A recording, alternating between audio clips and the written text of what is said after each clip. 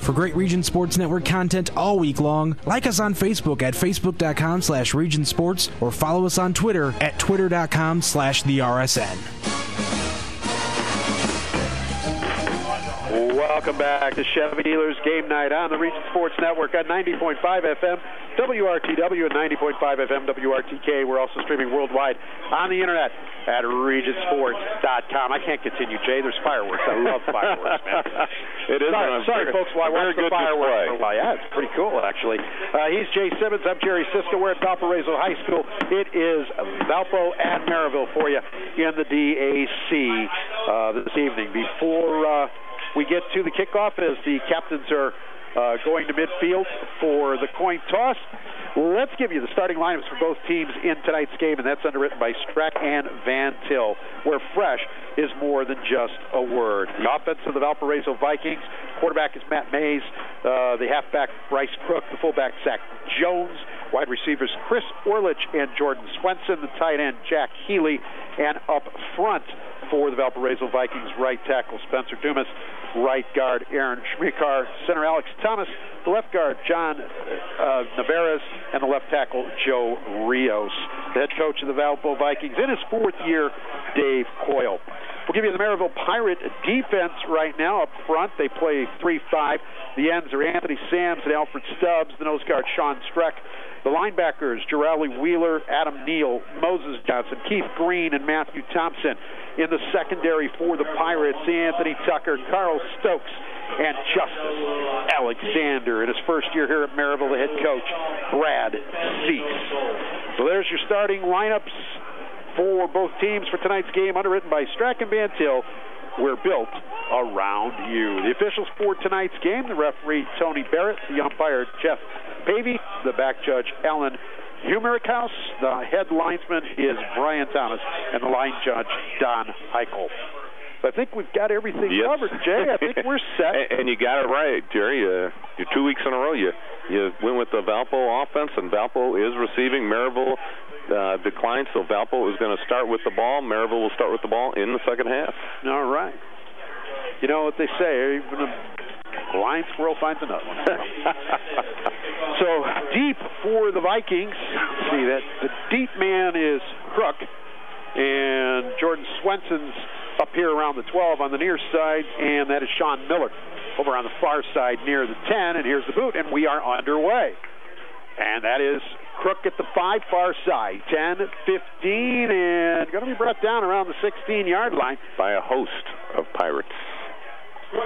Actually, if you're by their band, it's a band of Pirates. But there you go. Boy, it didn't take me long to find a way to throw that one in, did it? This is going to be a good night, man. Yeah, you're on a roll already. 16-yard line is where Valparaiso will begin. 1st and 10 at the conclusion of tonight's game. We'll name the Crowd Company's Lantern Man Superhero of the Game. Crowd Companies, they have offices open from 9 to 9, Monday through Friday, and Saturdays until 2 in Highland, Merrillville, and Michigan Cities. 1st and 10 for Valparaiso from their own 16-yard line. A little deeper than I'm sure they wanted to begin. Oh, definitely. Mays is going to work from the shotgun. They're going to put 3 receivers over here on the right side, but one being a tight end, and they're going to bring a man in motion to the right side. Handoff. Nice spin move. Gets across the 20 out near the 23-yard line. It's going to be a nice pickup of about 7. As that was Crook on the carry. Yeah, nice. Just a little jet sweep right there. Man came in motion, handed it off, go to the wide side of the field. Made a nice spin move, like you said, Jerry, right at the line of scrimmage, and busted it up for a nice game. Second and medium. If everybody starts going no huddle, I will be in trouble statistically. This time they're going to put 3 receivers to the left side. Again, one's a tight end. Now they're going to put Crook in motion. And this time Mays is going to keep and found some running room up the middle. He's at the 35, 40, 45, 50. He's got about 6 Pirates chasing him. He's at the 30, 25, 20, 15, 10, 5. He fumbles. And it goes out of bounds right around the 2-yard line. Whoa. He is lucky that did not go out the back of the end zone. But what a run. Nice play, just a simple off-tackle play. Faked the Crook, and he just kept the ball. Started on the left side, Jerry, on the left hash, and ran all the way across the field, all the way to the right sideline. 37 and 48, Matt Major. Give me that one. 37 and 48. I know I should 85. 85 yards on that carry for quarterback Matt Mays.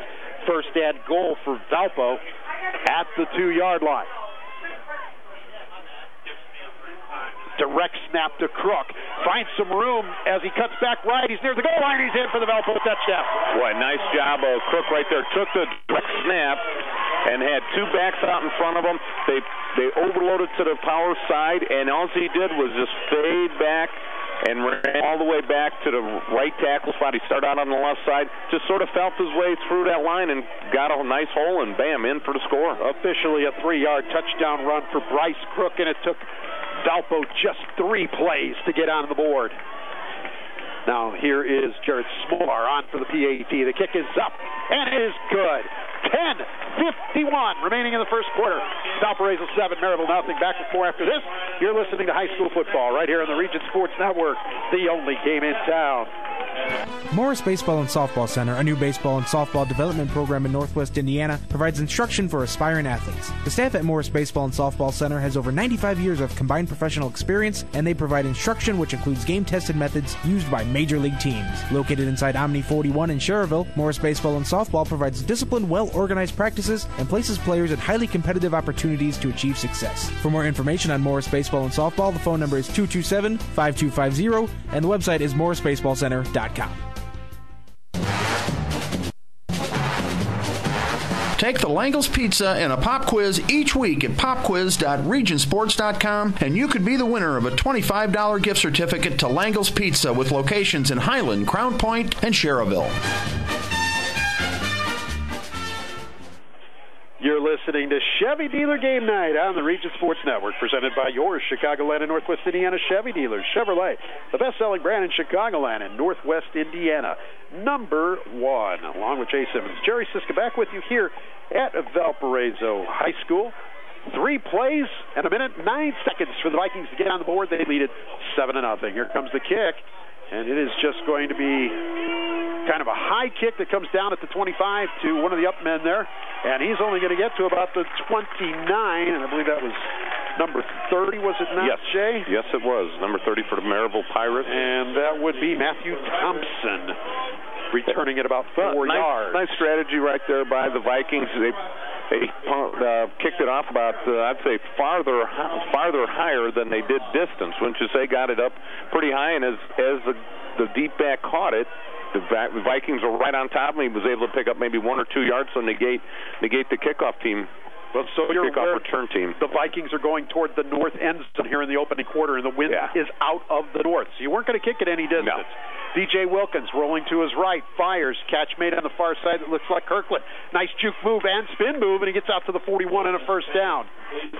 Nice job by DJ Wilkins right there, rolling out to his right side, made a nice easy throw, set his feet while he was rolling out, and was able to throw a nice easy pass to the underneath receiver, Kirkland. Kirkland caught the ball and got about 5 or 6 yards after the catch. 12 yards on the pickup total. First down for Merrillville. Trips left, one receiver right.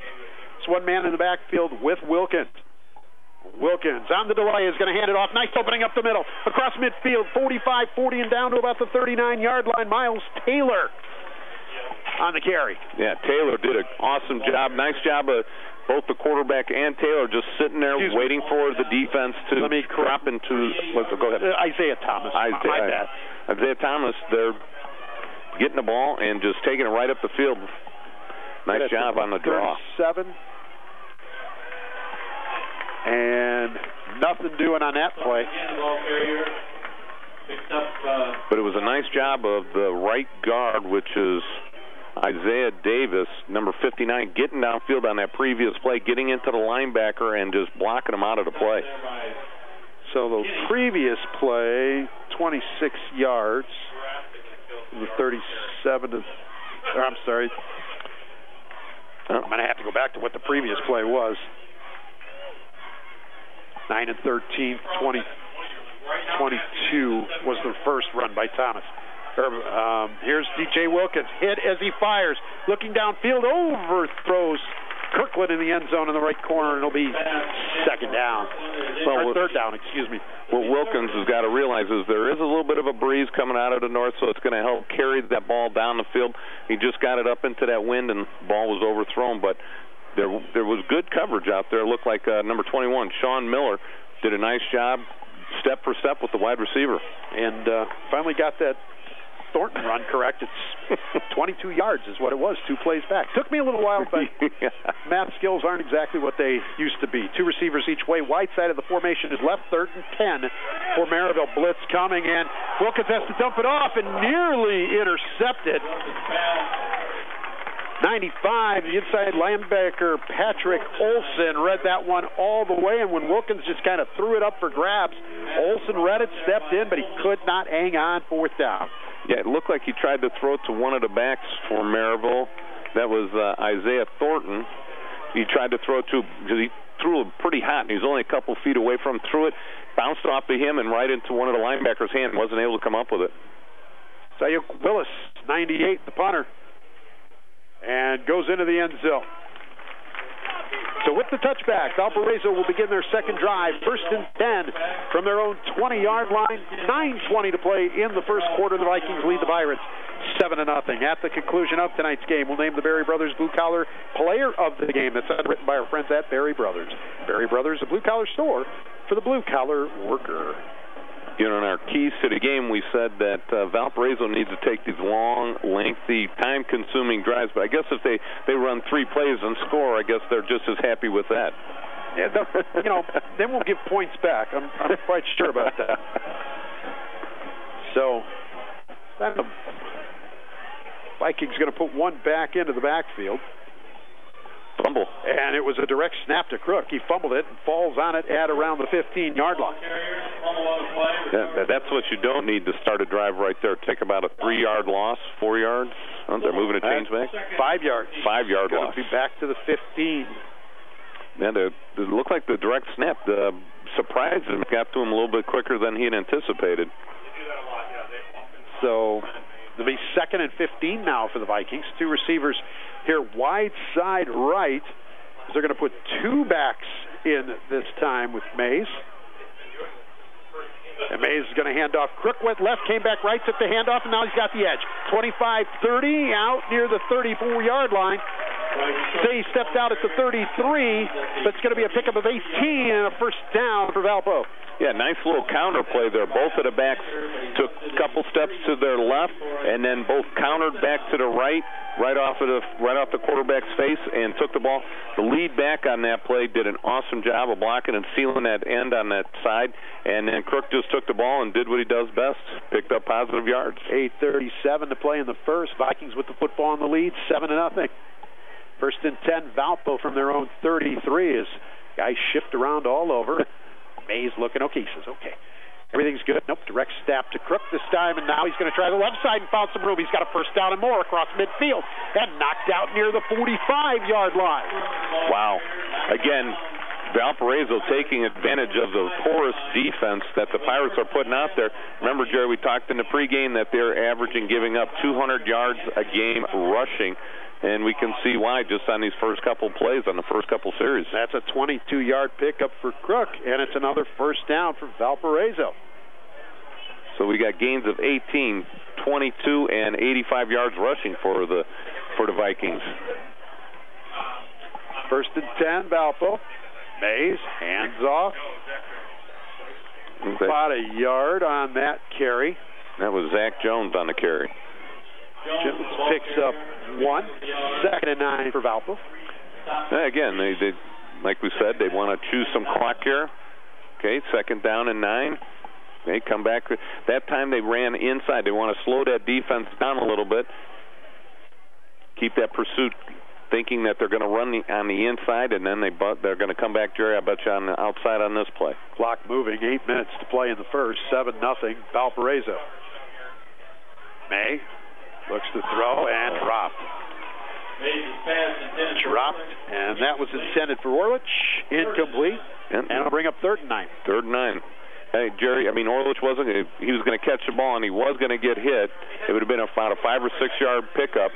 Okay, the defensive backs for Merrillville are playing a little soft. They're playing about 8 to 10 yards off the ball, off the receivers. Merrillville is in a 3-5 package. That means they've got 3 down linemen, 5 linebackers sort of loading up in the box. They drop one of those linebackers off in pass coverage. This time they're going to put 2 receivers left, which is the short side, 1 receiver right. Mays on the quarterback draw, only going to get to around the 41. Well, I don't know if that was a quarterback draw. It looked like one of the inside linebackers blitzed and came free. That was number 24. Moses Jones came in free and was trying to put a hit on the quarterback. And as soon as he got back to try and set his feet and throw, he had no room, had a guy in his face, had to do something with it, picked up a few positive yards. 4th and 6 for the Vikings from the Merrillville 41-yard line, and they're going to go for it. Well, maybe punting into this win, they didn't want to do it. So backs on both sides of May in this shotgun formation. May drops. The lefty fires, looks downfield. Orlich with the catch and brought down inside the 10-yard line. Wow, nice gutsy call right there by the coaching staff of Valparaiso. Dave Coyle calling the play there. They had a slant on the outside receiver and a wheel route on the inside receiver. And a wheel route is as he gets to the sidelines, then turns it up, and then he had a small window to throw the ball in there, and they're already back at the line. 34-yard pickup on that play. Crook pushes his way down near the goal line. Stopped just short. We'll call it the 1.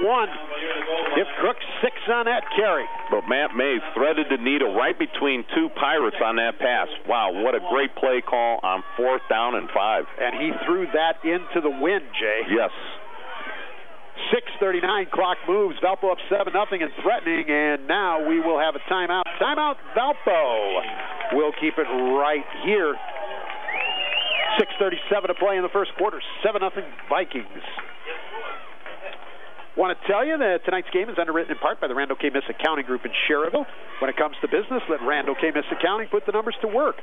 Their phone number is 219-864-8541, and they are online at www.rkmissgroup.com. Stay tuned after the second quarter for the Herm Hoagie Halftime Report, underwritten by Remax Realty Associates. Herm and Chris Hoagie of Munster. They're on the web at regionhomes.com. Tonight's game is underwritten in part by State Farm agents Rich Allenbaugh and Highland and Bob Reese at Crown Point. Like a good neighbor, State Farm is there, and so are Rich and Bob. Rich can be reached at 923-3030 and Bob at 663-7337. State Farm agents Rich Allenbaugh and Bob Reese are proud supporters of high school sports on the Region Sports Network. All right, following the timeout, we have second and goal for Valpo from the 1-yard line. Trying to add to what is a 7-0 lead here midway through the first. And now Mays is going to come out into a wide receiver spot, and it's going to be a direct snap to Crook is what's coming, and it is. Crook going to the right side, and Crook's in for a second touchdown of the night. This one from 1 yard out. It's 13-0 Vikings. Now Vikings taking it to them right here in the early going, Jerry. Just running the ball. And a nice mixture of pass in there. So far, one pass for 34 yards. But again, how many running plays so far? 2, 9, 10. 10 running plays. We've got a carry of 22 yards, 18 yards, 35 yards. Some big plays by the Pirates. The field goal extra point is up, and it is good. So with 6:34 left in the first, your score now, Valparaiso 14, Merrillville nothing. Back with more after this. You're listening to high school football right here on the Region Sports Network, the only game in town. Sports in the region are about tradition, and since 1946, Berry Brothers in Hammond has built a tradition of quality and service. With a professionally trained sales staff, Berry Brothers offers a selection of quality American-made work boots, safety shoes, and apparel. Located on Indianapolis Boulevard, a half-mile north of Interstate 94, Berry Brothers is devoted to providing exceptional service to ensure the satisfaction of every customer. Berry Brothers is open 7 days a week, and gift certificates are available. The website is berrybros.com. Stay tuned after the game to hear who will be named the Crowell Company's Lantern Man Superhero of the Ballgame, underwritten by Crowell Companies in Highland, Merrillville, and Michigan City.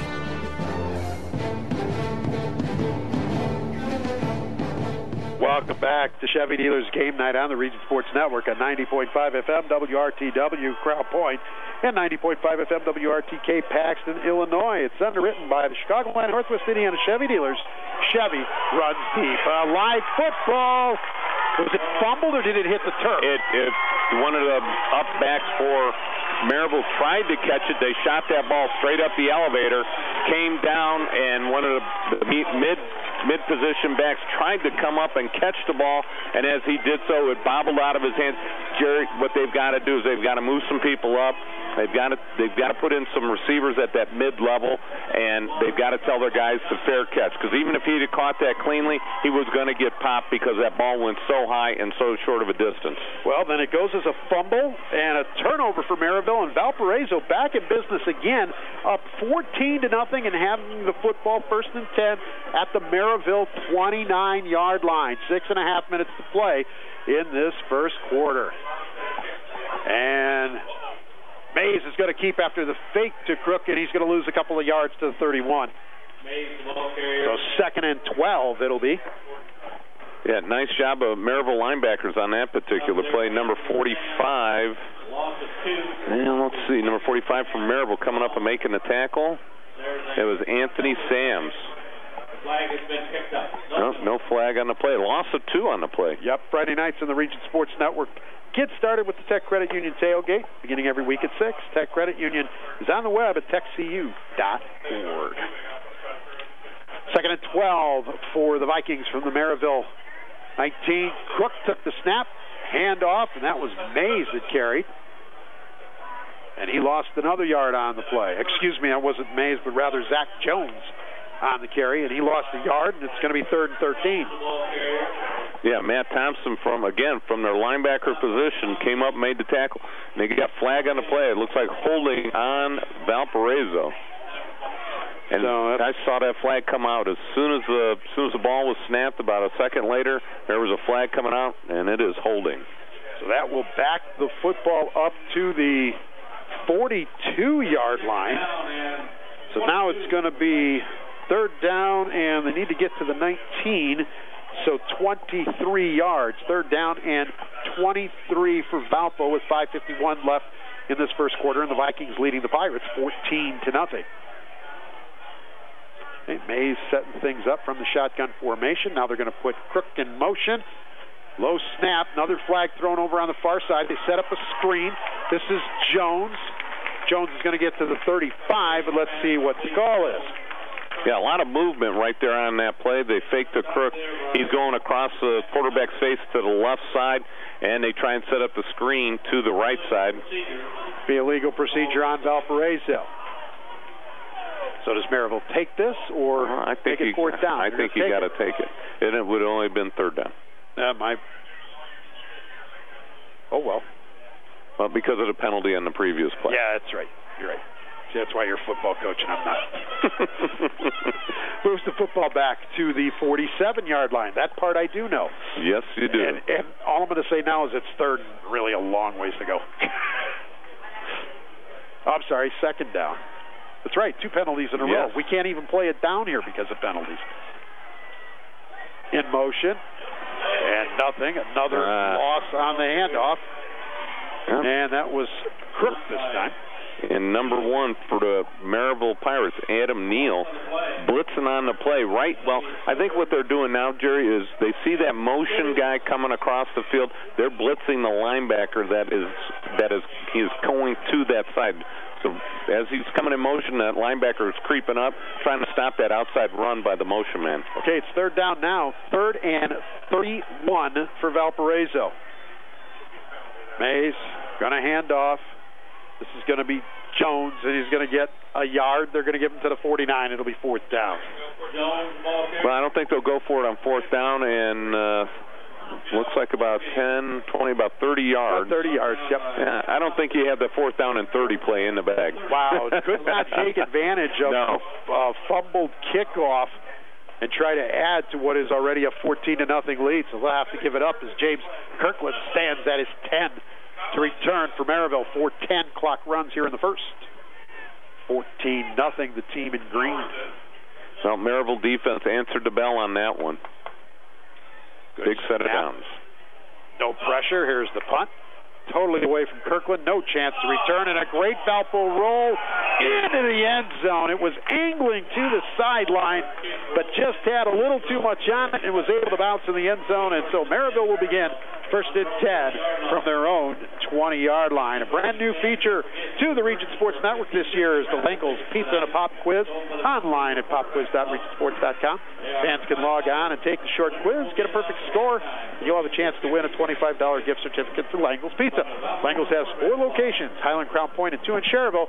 They're on the web at langlespizza.com. So Merrillville with a chance to do something offensively now, but if they want to use the wind to their advantage, they need to get moving. They have 3:53 left in this first quarter. They're going to put a man in motion. Wilkins going to pitch, sweep, and out to around the 22-yard line. That was Chris Orlich.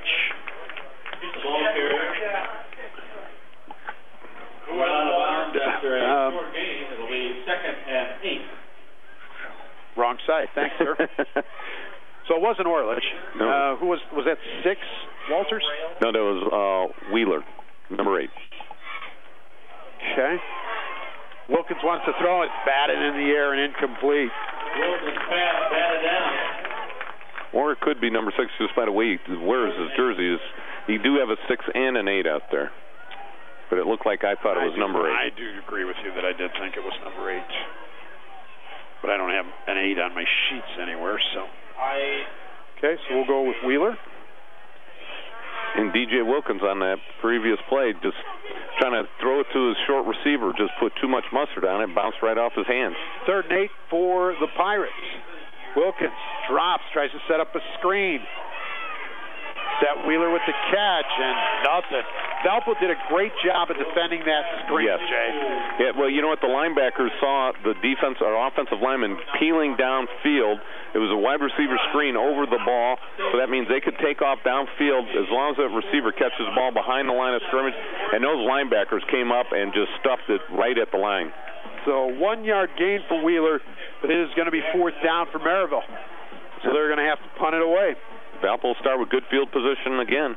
Oh, poor punt by the Pirates. Valpo's going to begin this drive in Merrillville territory as the ball comes to rest at the 47-yard line. 14-0 Vikings, late first quarter from Hiller at Valparaiso. The Vikings will get a chance to add to their lead. Yeah, the punter for Merrillville right there, Jerry, just looked like it slipped right out of his hands, and he almost missed it. It looked like it hit him right in the very tip of the foot, and just a sort of a line drive, very low kick. Luckily, it wasn't blocked or picked up and returned, because it could have been a big play. So Mays in the shotgun. Now he's going to swing out here as the wide receiver. And they're going to the old wing T formation, direct snap and flags fly. Crook has it. Crook is down inside the 30-yard line, but this one's coming back. And the reason being is that the quarterback who came out and was the receiver out to the wide side of the field or to sideline close to us was not set. He was still trying to move around. This Crook has got to wait until all his people are set before he snaps. It's got to be set for 1 full second. So he's got to wait, and, you know, being a running back, he probably hasn't developed that tendency to look around and see what's going on the field. So he's got to slow down, let everybody get set. You got so many men moving for the Vikings. Just take your time, let the guys get set up there. That's their second penalty like that. First and 15 now. Football back into Viking territory at the 48-yard line. Still a lot of movement. Yeah. Direct snap to Crook. Great block by Mays. Gives Crook the edge. 40, 35, 30. Brought down around the 24-yard line. First down for the Vikings. Nice job, Crook right there. Instead, I like this old style of running by Crook out there. Instead of going out of bounds at about the 25, he turned his shoulders into the field and took on Matthew Thompson from the Pirates and gained an extra couple yards. First down for Valpo at the Merrillville 24. Direct snap to Crook once again. He's going left side. He found a gap. He's at the 15, the 10, 5, stumbling, and he is. Did he fumble the football? No offense side from the. They're waving out of the end zone. That's a touchback. You're calling a touchback. So a fumble by Crook, prior to getting to the end zone, and it's a touchback, so it's a turnover, and Merrillville take over. Huge turnover there by the Vikings. Could have gone up 21-0 here in the first quarter, and it looks like just before he gets to the goal line, they're showing a replay on the screen at the far end of the stadium, and the ball just rolls right out of bounds. He got about 22 on the carry prior to the fumble. And Merrillville will take over 1st and 10 from their own 20 on the touchback. Big break right there for the Buckeyes. Yes, big time. Wilkins drops, quick pass, and dropped. And that is number 6, James Walters, the intended receiver. Now I'm gonna call those Merrillville coaches. I do not want 6 and number 8 lining up to the same side all night long. So 2nd down. At last play, they're officially giving Crook 23 yards and then the fumble. And I'm only going to give him that extra yard because it puts him at 100 already in the first quarter. Pretty good quarter. Yes, and 2 touchdowns. There's the pass over the middle. It'll be a 1st down. Caught by, was it 46? Yep. Juan Thomas. Yeah, Thomas, the tight end right there, just released straight up the field. Linebackers slow to get in their drops. Right now, Merrillville is starting to pick up the pace offensively. Valpo just playing a zone defense, trying to avoid giving up the big play. And 18 yards on that pickup. 1st and 10 for the Pirates at their own 38-yard line. 1:55 to play in the first quarter. 14-0 Vikings. A lot of movement. Barking out the signals. Wilkins running an option. Pitches. And about a yard on the play to the 39. And I don't know if you saw at the beginning of the play, DJ Wilkins sort of bobbled the snap, so that threw the timing off of that whole play. And by the time he faked the dive play, his back was so far out in front of him that he had to just pitch it right away. Really never optioned it, and the defensive end and outside linebacker closed on the running back quickly. Miles Taylor was the ball carrier on that play. 2nd and 9. 2 receivers left, the white side of the formation. 1 right, 2 backs with Wilkins. Wilkins drops back, wants to fire across the middle, and a catch made. Across midfield, and down to the Valpo 48-yard line, James Kirkland. Kirkland with a nice crossing route right there. Sean Miller in man coverage. Valparaiso selling out right there. Sent 2 linebackers and went man coverage underneath. And one of the hardest patterns to cover as a defensive back is anytime that receiver is running a crossing route. 13 yards on that play for Merrillville. 1st down. 1st and 10, Bucks, 3 receivers, wide side right. And Wilkins wants to throw that way with Taylor helping to protect. Wilkins lets go and through the hands of Kirkland downfield around the 32. It would have been a great catch on that sideline if Kirkland had been able to make it. Yeah, Kirkland stretched all the way out. Right there, Jerry, DJ Wilkins is rolling out to the right side of the field. He's a right-handed thrower, throwing from his, to the right side, rolling out to the right side.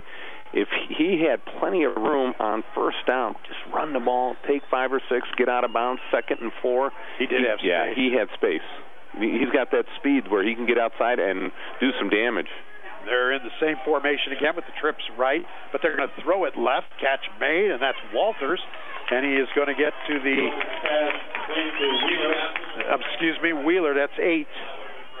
And that'll get to the 39, so that's a 9-yard pickup on that play. And nice job right there. Again, Valparaiso selling out, going man coverage, trying to get to the quarterback. Good play call right there. Just a quick 3-step drop, throw it, let the receiver pick up some yards. 3rd down and a yard and a flag. Looks like they got a little motion. It looked like either the running back or one of the linemen was moving forward before the ball was snapped. And that you can't do. It's not Canada. And I'm not even a football coach. So false start penalty on the Pirates. Their first penalty of the game. 5-yard walk-off moves the football back to the Vikings 44-yard line. 16 seconds left in the first quarter. 14-0 Valparaiso. 3rd down, 6, making 7 yards for the Bucks. And they don't have to run a play as the clock is under 10 seconds. Looks like they're just going to burn it out here. And that they will as they're heading to the sideline. That's the end of the first quarter with the score of Valparaiso 14, Merrillville nothing. You are listening to Chevy Dealer Game Night right here on the Region Sports Network, the only game in town. This is Herm Hoagie of Remax Realty Associates of Munster. Stay tuned, everybody, for the Herm Hoagie Halftime Report, which is coming up soon right here on Region Sports Network, the only game in town. Buffalo Wild Wings wants to team up with Region High Schools to share the excitement of homecoming by sponsoring the halftime festivities with the B-Dubs street team and mascot. For participating schools, the fun includes a wings delivery to the press box, a t-shirt toss for fans, a chance to win a B-Dubs spirit bag with any concession stand purchase before halftime, and a fan's photo opportunity with the B-Dubs mascot. This is a first-come, first-served promotion based on availability and dates, so for more information on booking Buffalo Wild Wings for your school's homecoming, you can call 586-663-0707, and as for Lisa Bissett, that number again is 586-663-0707.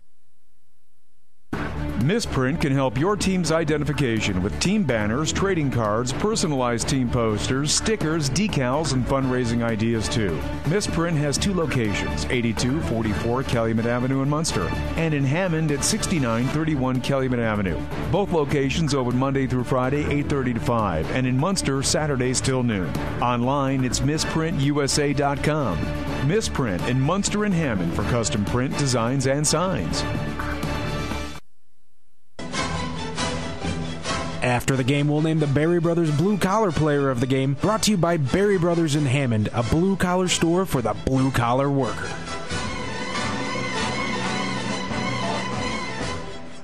We begin the second quarter with a completion from Wilkins to Kirkland down to the 37-yard line of Merrillville, and that is enough for a first down for the Pirates. Second quarter underway. I'm Jerry Siska along with Jay Simmons. 14-0 in favor of Valparaiso. Just writing some numbers down. Keep your eye on the play there. You got it. This is Wilkins. Rolling to his right. Rolling. Wants to fire downfield. Back across the field. It's up in the air. And it's knocked away. Kirkland almost becoming the defender there. Yes. Since he had 2 Vikings by him to make sure there was no interception. Yeah, nice job. Austin Ford coming from his free safety position. Came over the top to try and get that one, but like you said, Kirkland was there. It looked like just to try and knock it down. DJ Wilkins getting away with one right there, just sort of threw it up for grabs.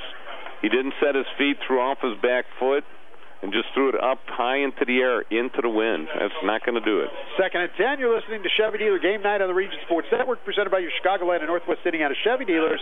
For more details on the great Chevy lineup, the website is ChevyDriveChicago.com. And what was that play? That was this little handoff inside. It looks like to... What's the number there? Miles 24. Taylor. 34. Miles Taylor, and what did he gain? He gained 0. Third down. Just a simple little dive play right in between the center and right guard, and he got stuffed. Merrillville not being able to run the ball up the middle at all tonight so far. 3rd and 10. At the conclusion of tonight's game, we'll name the Crowell Company's Lantern Man Superhero of the Game. Crowell Company's proud to recognize the superheroes on the football field. Taylor is going to come in motion. Wilkins fakes and overthrows Kirkland around the 15-yard line. Pass ball's incomplete. It'll be 4th down. Yeah, Kirkland ran just a simple post pattern, a free safety, and the corner of Sean Miller. Austin Ford were right there on top of the play. Nothing doing. Stay tuned after the second quarter for the Herm Hoagie Halftime Report. Underwritten by Remax Realty Associates, Herm and Chris Hoagie of Munster. They're on the web at regionhomes.com. So Merrillville to punt it away. I believe that is Sean Miller deep to return the kick. It is 21. Miller going to take it at the 12-yard line, far side, gets up to the 20, and out and up near the 25-yard line. So he saved Valpo several yards by coming up and making that kick, Jay. Well, and the thing was, all the Merrillville guys were just sort of standing around watching him as he caught the ball, but he never fair caught it. So he caught the ball at about the 15, 16-yard line and picked up an additional 9, 10 yards. So big play for right there. And I mean, he was surrounded by Merrillville guys. Everybody thought he was fair catching it. Bam, nice job catching defense sleeping on that play. Yeah, he was even a little deeper than that. He come up from inside the 10 and got it right around the 12. So that ball hits the turf and bounces. Valpo's pinned deep instead. Pretty good field position. First 10 from their own 25. Direct snap. Crook gets away from one. buck, and he's got a first down out near the 40-yard line. Nice job of Crook running with the ball, bouncing it to the outside, taking advantage of the soft ends for the Pirates. 14 yards on that carry for Bryce Crook. He has 113 yards on 11 carries. Direct snap to him again as he keeps running from that Wildcat. He gets up to near the 43-yard line. Second down after a pickup of 4. Yeah, he's really working. The offensive line is getting a good push right here off of that Merrillville defensive front. Looks like they're on skates right now, Jerry. They're just giving up 4 or 5 yards of carry here. 10 minutes to play in the first half. 14-0 Valparaiso. They have the football, 2nd and 6 from their own 43-yard line. Receivers left and right, tight end here to the left side. Mays fires, and it's in and out of the hands of Orlich. Incomplete. Yeah, Mays threw it to where he thought the receiver was going to settle down. It looked like the receiver was supposed to run up just like about 6 or 7 yards, stop, turn around, and the receiver, that Orlich, tried bringing his body back into the middle, and Mays threw it to where he was going to be. We got some scores coming in after this play. We'll read them off. So actually the football 42-yard line is where they put it this time. Previous play it sat at the 43, but it's going to be 3rd and 6 no matter what. Mays drops, the lefty fires, the catch made, Crook, and he looks to have the first down near midfield. Yes, he does. Nice catch, a little just swing pass out of the backfield. Mays hit him on the move so that way he could pick up some yards after the catch, because really, Jerry, it was only maybe a 2 or 3 yard pass. He picks up enough for the first down. So big play for Valpo. Pick up the first down, keep the chains moving, eat some of that clock time up. Right now, I was going to say, Lowell 14, Morton nothing in the second quarter. LC 7, Chesterton 7. More scores after this play. 1st and 10, Valparaiso, midfield. Crook, direct snap again in the Wildcat. Can't find some running room here to the left side. Good pursuit by the Pirate defense that time. Pirates defense, first time they've stepped up and were able to seal the end. Valpo's been doing a good job of that all night long, sealing that in and getting to the outside. First time they've done it. And let's see, I think we left off Lake Central 7, Chesterton 7, second quarter, Hobart 13, Munster 0, Wheeler 14, Hanover 0 in the second quarter, Whiting 15, Calumet 0 in the second quarter. Hobart Munster, a surprise, second quarter. Mays on the delay. Oh, Crook fumbled it and caught it back out of the air and managed to pick up a couple of yards. Good strip right there by the Pirate defender, Sean Streck. Streck did a nice job, turned him around, and then Crook had to catch the ball in the air, facing the wrong way, and then have to turn around, and still was able to get some yards out of it. Let's see, we left off Whiting 15, Calumet 0, second quarter. Andrean 19, KV 0 in the second quarter. Gets us some more scores here. 3rd down, 3rd and 7. Mays drops, now under pressure. Flush from the pocket, just throws it up and gets rid of it. There was a receiver nearby on the far side, and that looked like Kyle Krasik. Yeah, they had the third receiver running back to the wide side of the field, run about a 5-yard flat route. They had the 2 receivers to the outside run streaks to clear out, and they had the guy that they were really going for was the backside tight end, dragging across the field about 10 to 15 yards. But Mays couldn't set his feet on that play and just had to get rid of it to avoid the sack. And again, Sean Strack, the man that was putting on the pressure on Mays. So it's a 4th down. Kirkland deep around his 10-yard line, awaiting this punt from Smolar. Here's the boot. Kirkland comes over. He's going to let it bounce, and it is going to be down right around the 6-yard line. Great hustle play right there. Looks like that was number 14 for the Vikings. And it was. Just trying to find him on my sheet here. I know he's on there. James Mazaki. Yeah, nice job hustling downfield. Let me get some more of these scores. You're going to be shocked at another one here. Okay. Griffith, 21. Highland, 7. Whoa. LaPorte, 0. Crown Point, 0 in the second quarter. Portage, 7. Michigan City, 7. All right, and we have a baseball score in River Forest, 5. Lake Station 0. Oh, I thought you were going to give me the Cubs Brewers score there. North Newton 7, South Central 7, Blue Grove 20, Bishop Knowles 0, Gavitt 13, Clark 0, West Side 16, Bowman Academy 0. So Merrillville deep, starting from their own 6-yard line, trailing this one 14-0 in Valparaiso, and we have just got people moving all over the place. Wilkins is backing up, receivers are breaking, and no football's being snapped. That'll be a half the distance for illegal procedure. Let's see, so that means... At the 6, it'll move back to the 3. You like that baseball score analogy? Yep. No, that was good. That was real good.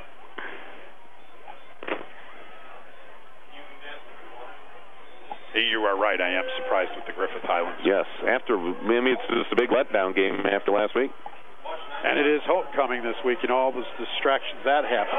Well, look out. Wilkins in trouble in his end zone. Now he has to fire in. It falls incomplete after going off the hands of Thomas Jones. And Valpo with a chance to pick, but couldn't. Well, Thomas Jones was sliding. I thought it might have hit his knee and popped up in the air because he was sort of sliding back, had his hands trying to catch the ball in front of him, and it looked like the ball hit him either in the knee or in the foot and bounced up in the air. But DJ Wilkins almost stepped out the back of the end zone. That's how, when he gets that shotgun, he's about 5 yards deep in the end zone. Second down, 2nd and 13 for the Pirates from their own 3-yard line.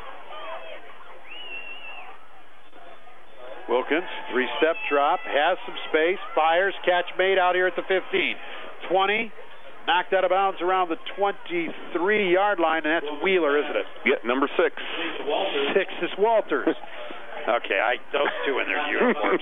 We got to do something. Yeah, that's I know. We're texting the coach or emailing the coach Monday morning. So that's a first down as it gets out to the 23-yard line. A pickup of 20 on that play. Wilkins to Walters. Hook and ladder.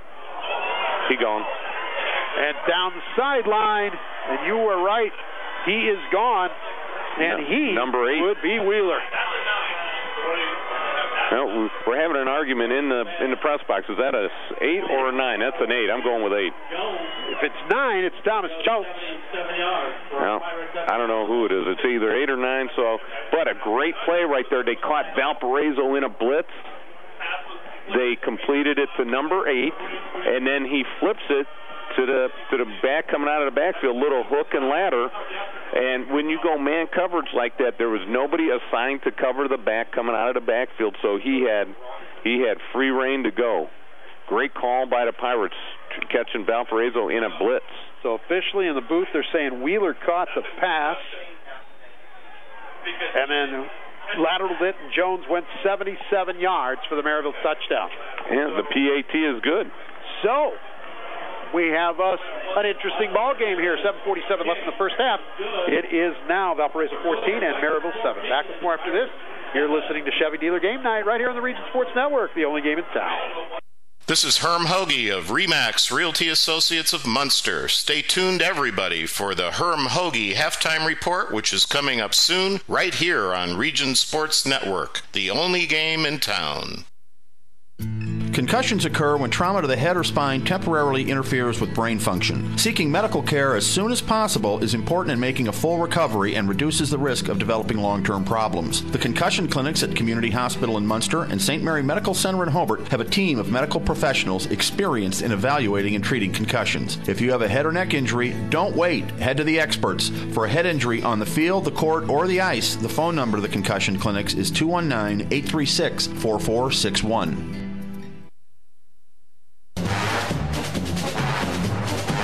Take the Langle's Pizza and a pop quiz each week at popquiz.regionsports.com, and you could be the winner of a $25 gift certificate to Langle's Pizza with locations in Highland, Crown Point, and Sherrville. Crook takes the kickoff at the 13, up the near side, breaks away from a couple Pirate defenders. He's down to the 20, brought down at the Merrillville 14. Wow. A lot of big plays going on here in just the last few seconds, Jerry. You got a hook and ladder, and now you got a a kickoff return by Crook, and he does a nice job. Off down the sideline. Yes, he was. What a nice job. Fouled his blockers, and then just at the end made the kicker miss and was able to get, that was about at the 40-yard line, and then another nice block by one of his return people. Made a nice block about the 30, sprang them down to, it looks like they've got the ball at the 14-yard line. So that is a 73-yard kickoff return. Mark that somewhere just for memory for later. 73-yard kickoff return by Bryce Crook in Valparaiso. Boy, they're in good position to try to answer the Merrillville touchdown. It's 14-7 as we approach the midway point of the second, but Valpo's going to have to take a timeout. Little indecisive with some personnel issues, and so they don't get caught short or commit a penalty from here. They'll use their second timeout of this half. 7:36 to play in the first half, 14-7 Valparaiso. Because of the kickoff, never forget to tell you that you're listening to Chevy Dealers Game Night on the Region Sports Network, presented by your Chicagoland and Northwest Indiana Chevy Dealers. Chevrolet, the talk of the town. Stay tuned after the second quarter for the Hoagie Halftime Report. It's underwritten by RE/MAX Realty Associates Herb and Chris Hoagie of Munster. They're on the web at regionhomes.com. At the conclusion of tonight's game, we'll name the Berry Brothers Blue Collar Player of the Game, underwritten by our friends at Berry Brothers. Berry Brothers, located 1/2 mile north of I-80-94 on Indianapolis Boulevard in Hammond. Friday nights on the Region Sports Network. Get started with the Tech Credit Union Tailgate beginning every week at 6. Tech Credit Union has 6 Northwest Indiana locations to serve you. So, after the timeout, 1st and 10 for Valparaiso from the Merrillville 14. Mays in the shotgun. Backs on each side. 2 receivers wide side right. And that is going to be Crook to the 15, so he's going to lose a yard. Yeah, sorry, that wasn't. It looked like that was 26. 26, and that would be Greg Lichtenberger. Yeah, and we said something about him getting some action during the game from the coaches. So, but not a very good on the first carry. Not very good. -1. -1. So the football back to the 15. 2nd and 11. This will be Crook this time. Back to the original line of scrimmage. 3rd and 10. On 3rd and 10, I think Valpo's going to have to throw here. So far, Merrillville has shut them down defensively in the last 2 plays. And looks like Crook has to come out of the game because his helmet came off, so he's out of the game for 1 play. 3rd down, they're going to give him a couple of yards to the 13. So it'll be 3rd and 9 for Valpo.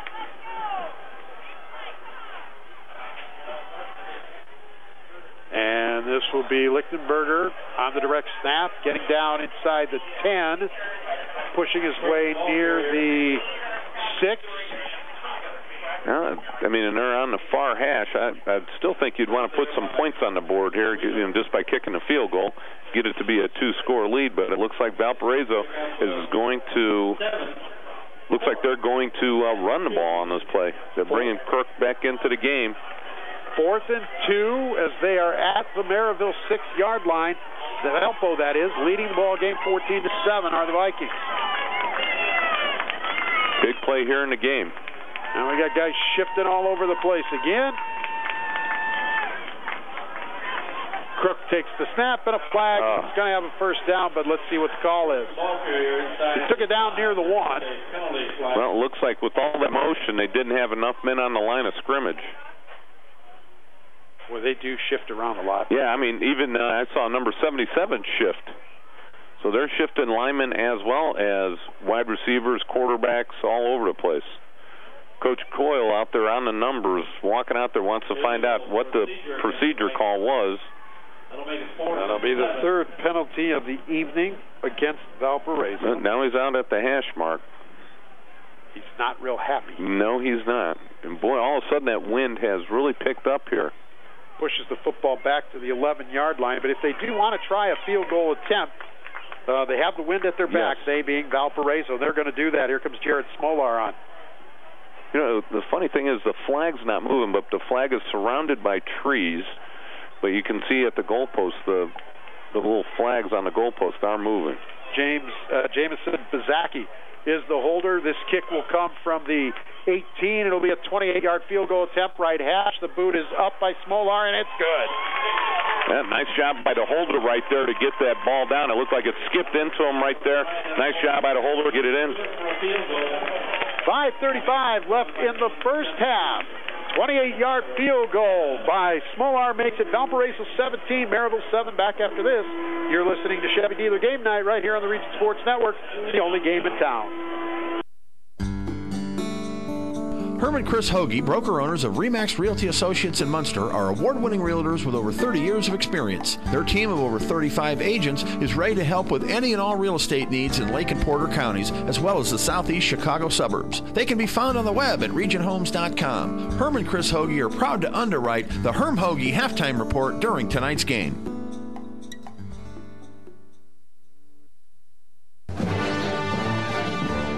Stay tuned after the game to hear who will be named the Crowell Company's Lantern Man Superhero of the Ballgame, underwritten by Crowell Companies in Highland, Merrillville, and Michigan City.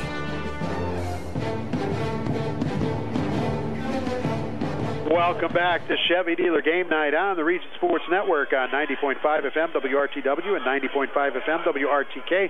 We're also streaming worldwide on the internet at regionsports.com. It's underwritten by the Chicagoland and Northwest Indiana Chevy Dealers, Chevrolet, the best-selling brand in Chicagoland and Northwest Indiana. Number one. Along with Jay Simmons, Jerry Siska back with you here at Viking Field in Valparaiso, where the host Vikings lead the Merrillville Pirates 17-7. Here's the kick, and no Puchin going with the wind. That's just going to go out the back of the end zone. I think that's at Valparaiso University on the fly. And the Merrillville Pirates will begin first and 10 from their own 20-yard line. Well, I think the Merrillville Pirate offense has got to answer the bell here again. So far, they really haven't put anything together sustained drive-wise. They've just had that one big play, that 77-yard hook and ladder play, catching Valparaiso in the man coverage and nobody on the back coming out of the backfield. Stay tuned after the second quarter for the Herm Hoagie Halftime Report, underwritten by RE/MAX Realty Associates Herm and Chris Hoagie of Munster. They're on the web at regionhomes.com. What happened there? Just a little handoff right up the middle. Looks like number 23 of the Pirates. And that is Isaiah Thornton. He looks like he picks up 3 to the 23, second and 7.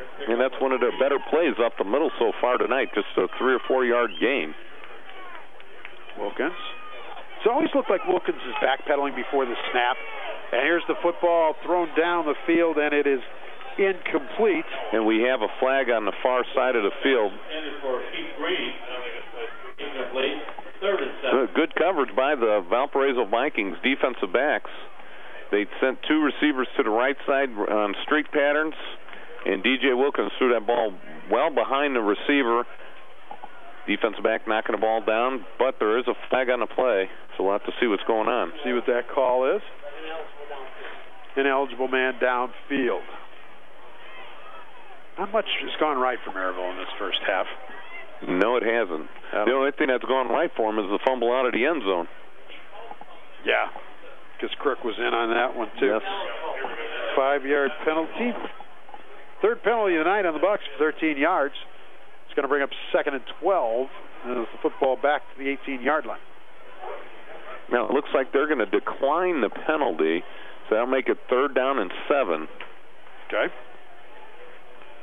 Because the pass was incomplete. Correct.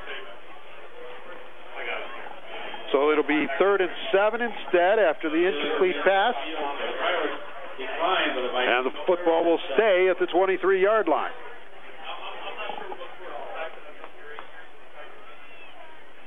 Wilkins drops back, sets up a wide receiver screen far side. Kirkland has it. Kirkland will have a first down and step out of bounds right around the 31. Yeah, nice job right there setting up the play. DJ Wilkins initially rolls out to his right, stops, plants his feet, throws all the way across the field. Kirkland, or was that Wilkins that caught the ball? It was Kirkland. Kirkland that catches the ball and gets in. Whoa, they are going to mark it a half a yard short of the first down. So a poor job of judging where the first down marker was, the ball carrier right there. Boy, I mean, flag that they had thrown on the play was picked up. So it looks like it's going to be 4th down and about a yard short. I know we're all the way on the other side of the field up in the press box, but the angle Kirkland had, it looked like he went out across the 30-yard line. So an interesting spot, but it's going to bring up 4th down. And Merrillville really down 17-7 right now, deep in their own territory. Not really many options but to punt it away. Jordan Swenson and Sean Miller deep to return the punt. Here's the kick. High kick. Fair catch made on the far side by Svensson. And Valpo, good field position to start this drive. They'll be at their own 45-yard line with 4:52 to play in the first half. And the Vikings leading the Pirates 17-7. And on the punt, Taylor Gall, Florida Vikings just missed blocking it. So Merrillville's going to have to tighten up that protection for their punter. So, big possession here for the Merrillville defense. Yes, they've got to step up to the plate, keep it from getting any bigger of a lead there. Right now, Valpo's up 17-7. Here's all that shifting again. And now they're set. Snap. Flag. It looks like another illegal procedure penalty. Brought down by Stratton. They penalty flag on the play. Crook was the ball carrier. Okay. Looks like he picked up about 2 yards, or a yard and a half or so. Shrek on the tackle, but they're going to mark it back. Well, what are they going to do? I didn't see if they picked up the penalty or.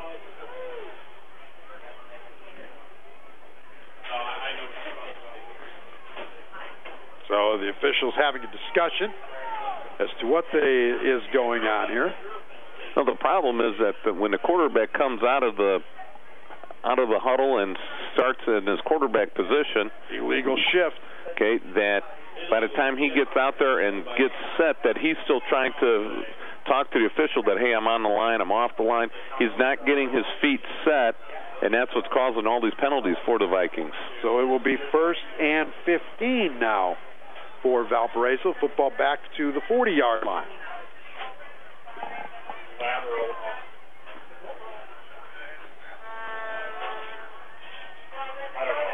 Two receivers right, one left. Mays has it. The lefty looking, has plenty of time. Fires. Catch made. Orlich, and Orlich gets across midfield to the Merrillville 49. A pickup of 11 on that play. Oh, Matt Mays had all kinds of time for that third receiver to the right side to run all the way across the field, bump into the official, bump into a linebacker, and then become open right here by the opposite side hash mark. So he had all kinds of time to throw that crossing route. And because of that nice play, it's a very manageable 2nd and 4. They put Crook all the way out to the wide side. This time they're going to throw to him, and that's got to be a pass interference call. Here comes the flag. Hit by Matthew Thompson as Crook tried to cut to the middle from the right side. Yeah, Thompson just stood his ground. It was both two receivers running quick slants to the outside there, and the inside receiver was running into Thompson's area, and he just leveled them. So defensive pass interference against the Merrillville Pirates. That'll give Valparaiso a first down.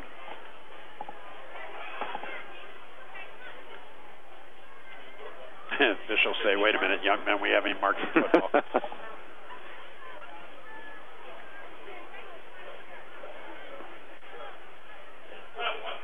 Okay. Got to get the right ball out there. Okay, now let's walk off the penalty. They always give it to this guy to walk it off. And now the count for the 15 yards. Third penalty of the evening against Merrillville. 23 yards. There was a half the distance to the goal penalty earlier when they were at the 6. And that takes the football down to the 34 and makes it 1st and 10 for Valparaiso. 4 minutes left in the second quarter. 17-7 Vikings. Well, we do that well. Yeah, how about it? It's like we've been doing this before or something. Low snap. Mays gets it, and the snap messed up the timing of the play, and Crook, the ball carrier, loses yardage back to the 38. Loss of 4. Yeah, Adam Neal from the inside linebacker position just blitzed right into the play, stood there. Crook, as soon as he got the ball, was surrounded. After picking up 99 yards in the first quarter, he's only at 117 for the game right now. It's only 18 in his second quarter. Well, not a bad half. Direct snap this time to Jones. Jones gets across the 35, down around 32. Boy, Zach Jones, 5'10", 205. Boy, when he caught that ball on the direct snap, he just lowered his head and went full speed and took a pop from one of the linebackers from Merrillville. And right back at it are the Vikings, 3rd down and 8. Direct snap to Jones, and here comes another procedure. Yeah, the wing back to the right side was leaning significantly forward. Legal procedure, Vikings. It was funny as I'm watching this, the wing back to the far side, right by the Merrillville coach. The Merrillville coach, as the play is being called, is jumping up and down right on top of the official to make the call. So 3rd and 13 now for Valparaiso. How many motion penalties is that on the Vikings? I have 4. Wow, and a couple that have been declined already. Yep, 5 penalties in all. A holding and 4 motions. So they'll put 3 receivers to the left side, which is the wide side of the formation. Ball on the right hash. Mays barking out the signals. Keeps Jones in to help protect.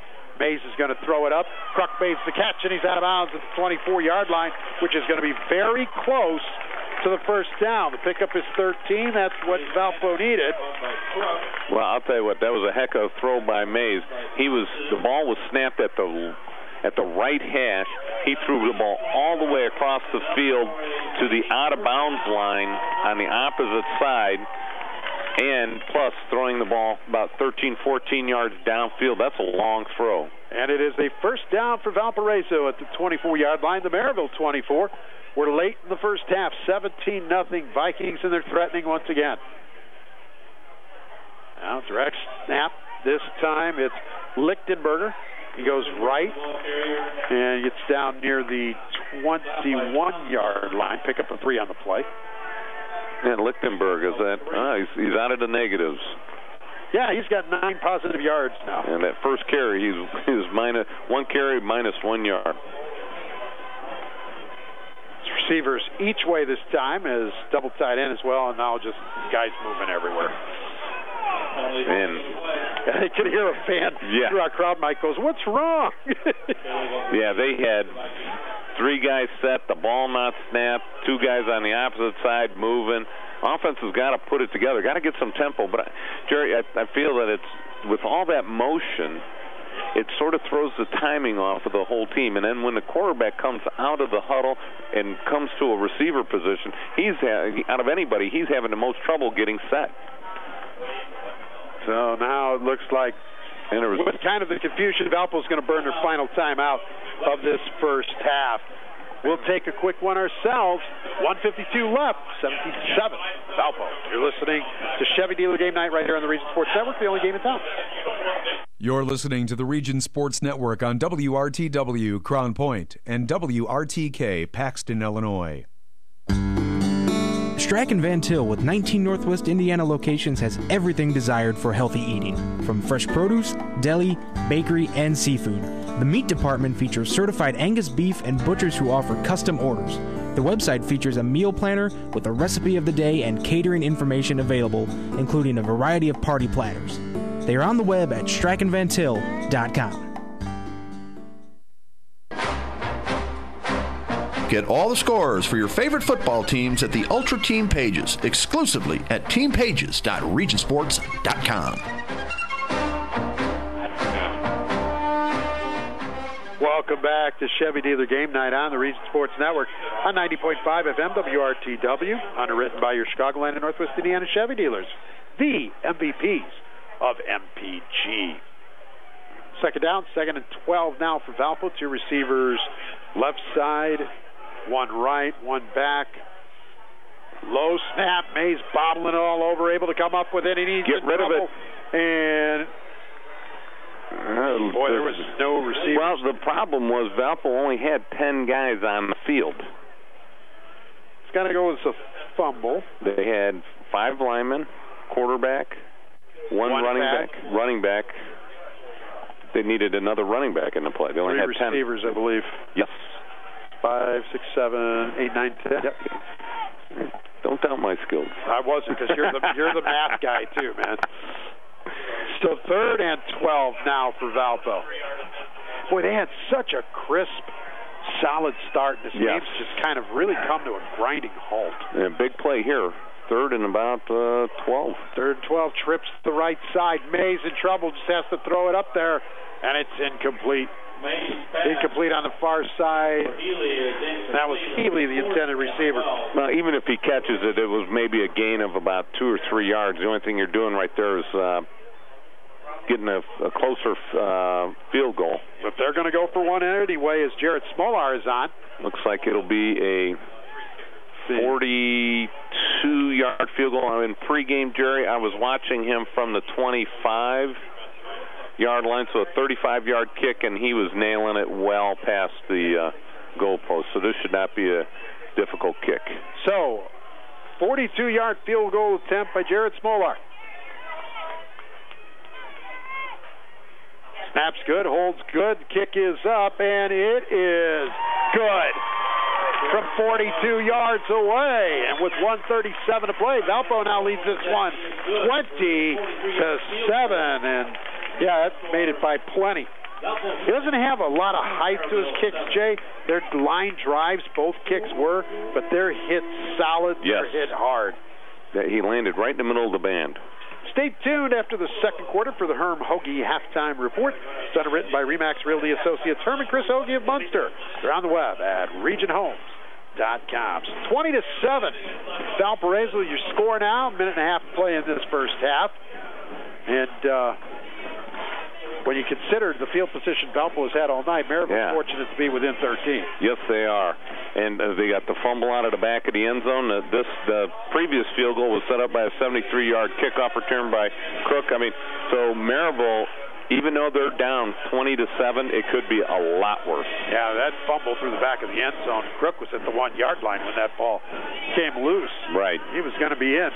And, well, the one positive here is Merrillville has got a high-powered offense, so they could score a touchdown here before half, and they get the ball to start the second half. They are going into the strong north wind towards the north end zone here in this second quarter. But they have some skill on that offensive side of the football. Smolar with the approach and the kick. And that is going to go into the end zone. That'll be a touchback. So Merrillville will begin first and 10 from their own 20-yard line.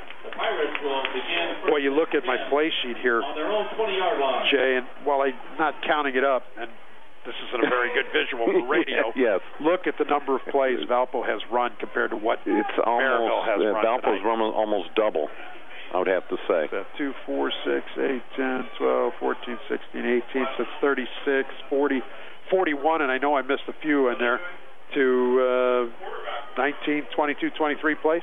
Yeah. So about 45-25 is the play difference between Valpo and Merrillville in his first half. Wilkins rolls to his left, stops, fires.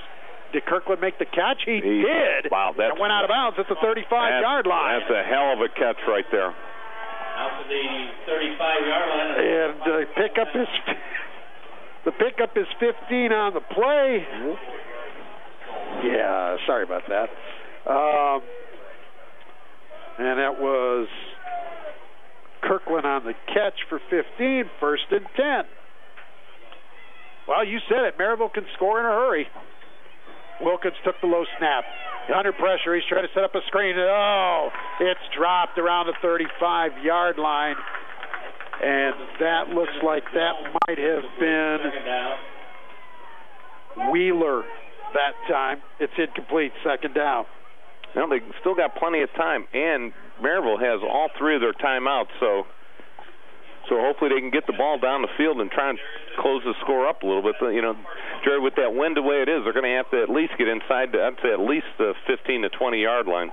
With the incomplete pass, it does stop the clock. Second down and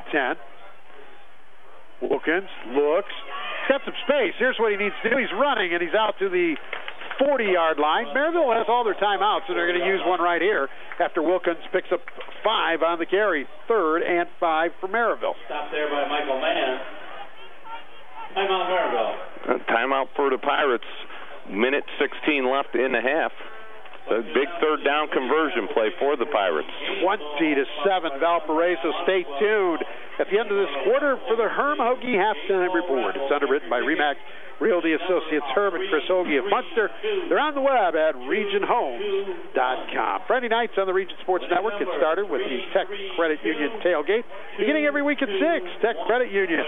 They have 6 Northwest Indiana locations to serve you. At the conclusion of tonight's game, we'll name the Crowell Companies Lansing Man superhero of the game. Crowell Companies. They have offices open from 9 to 9 Monday through Friday, Saturdays until 2 in Highland, Merrillville, and Michigan City. Fans of Region Sports, while you're online, check out the #1 student NWI features. It's published by our friends at nwindianalife.com. 27 Northwest Indiana schools are participating, including Lake Central, Munster, Crown Point, and Lowell, with stories straight from the students, the eyes and ears of positive news and events in the schools. You can find all these great stories at nwindianalife.com/1 student NWI. Wilkins rolling to his left, fires, bobbled, incomplete by Kirkland. Boy, that would have been enough for a first down. Same pattern they ran a few plays ago, but Kirkland, instead of making the sure-handed grab, bobbled it as he went out of bounds. So that is going to stop the clock with 1:10 left in the second quarter. Valparaiso out of timeout. So, Jerry, a 20-7 lead. I mean, depending on where they get the ball, they may just take a knee. Well, Jordan Swenson down to receive the punt. Punt will be coming from Cameron Jackson. Cameron's a tall dude right there, man. Puts the punt up. He doesn't even give Swenson a chance. Kicks it out of bounds at the Viking 36-yard line. Well, I don't know that you throw the ball, but, you know, they've had a lot of success, Jay, with some of their running plays, counters, Wildcats. Especially to the outside. Yeah, I would try and run the ball, 3 times and, milk the clock down to, 5 or 6 seconds left on each play. If you don't get the first down, you slow it up. If you get a big play on first or second down, then you speed it up. So they got some room to work with here. It is homecoming here tonight at Valparaiso, so we will have the halftime performance by the Valparaiso Marching Band, as well as the introductions of the homecoming court and the naming of the king and queen. That's all coming at halftime. And the carry out to the 39-yard line. And the ball carrier was Jones. 3 on the carry. Sam, 2nd and 7. So 2nd down and 7 for Valpo. And we're down to 40 seconds, and Valpo looks in no hurry to try to put anything on the board there, Jay. Yeah, they're just going to take a knee, and Charlie Healy, he's in at quarterback right now. That's interesting. And a direct snap. Jones with it, and Jones with a first down after the 48-yard line. And that stops the clock with 17 seconds left. Now one of the press corps up here mentioned to us that the quarterback, Mays, is not on the sidelines. So we don't know what happened to him last series. We didn't see him. I don't remember any big hit put on him. Nope. So we'll have to find out more as the game progresses. First down for the Vikings. Charlie Healy in at quarterback for Valparaiso, sophomore. Usually the case. A sophomore is the backup quarterback. Your JV quarterback. Yes. Valpo, that's part of why Valpo's willing to run out the clock, and they have. We're at intermission here at Viking Field in Valparaiso with the score, the Vikings 20, Merrillville 7. You're listening to Chevy Dealer Game Night right here on the Region Sports Network, the only game in town. Adam. This is Herm Hoagie of RE/MAX Realty Associates of Munster. Stay tuned, everybody, for the Herm Hoagie Halftime Report, which is coming up soon, right here on Region Sports Network, the only game in town.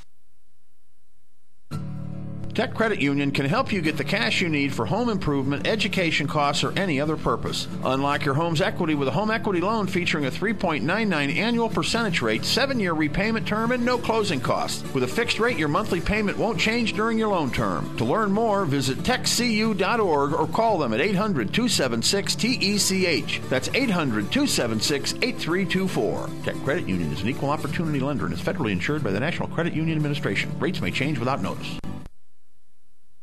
Hey, Hey, it's Tara for Christensen Chevy. Christensen Chevrolet is a local family-owned and operated Chevrolet dealership celebrating over 60 years in the community, serving all of Northwest Indiana and Chicagoland. If you stop in, you can see why families and businesses have put their trust in us for generations. At Christensen, we have an enormous inventory of new Chevys with all of your favorite models in stock, ready for immediate delivery. Because that's the Christensen way. We're Christensen Chevrolet, proud sponsor of our great local high school athletic programs on Indy Boulevard in Highland, or visit ChristensenChevy.com. At the Crowell Companies, our customers are more than just numbers on a ledger or anonymous people who sign up online. Our customers are the families we see at the ball fields, the grocery store, and all around the community. That's because for nearly 50 years, the Crowell Companies have been part of the community right here in Northwest Indiana, offering personalized custom services that only a local company can provide. For home, auto, and business insurance, it's the Crowell Companies, 923-2131, and online at crowellinsurance.com. The Crowell Companies, home of the insurance superheroes. Tonight's game is underwritten in part by Langle's Pizza. With locations in Highland, Crown Point, and 2 in Sherrville, Langle's is open for pickup or delivery 7 days a week, and orders can be placed online at langlespizza.com. Don't forget to take the Langle's Pizza and a Pop Quiz at popquiz.regionsports.com for a chance to win a $25 gift certificate. Langle's, serving the region since 1979.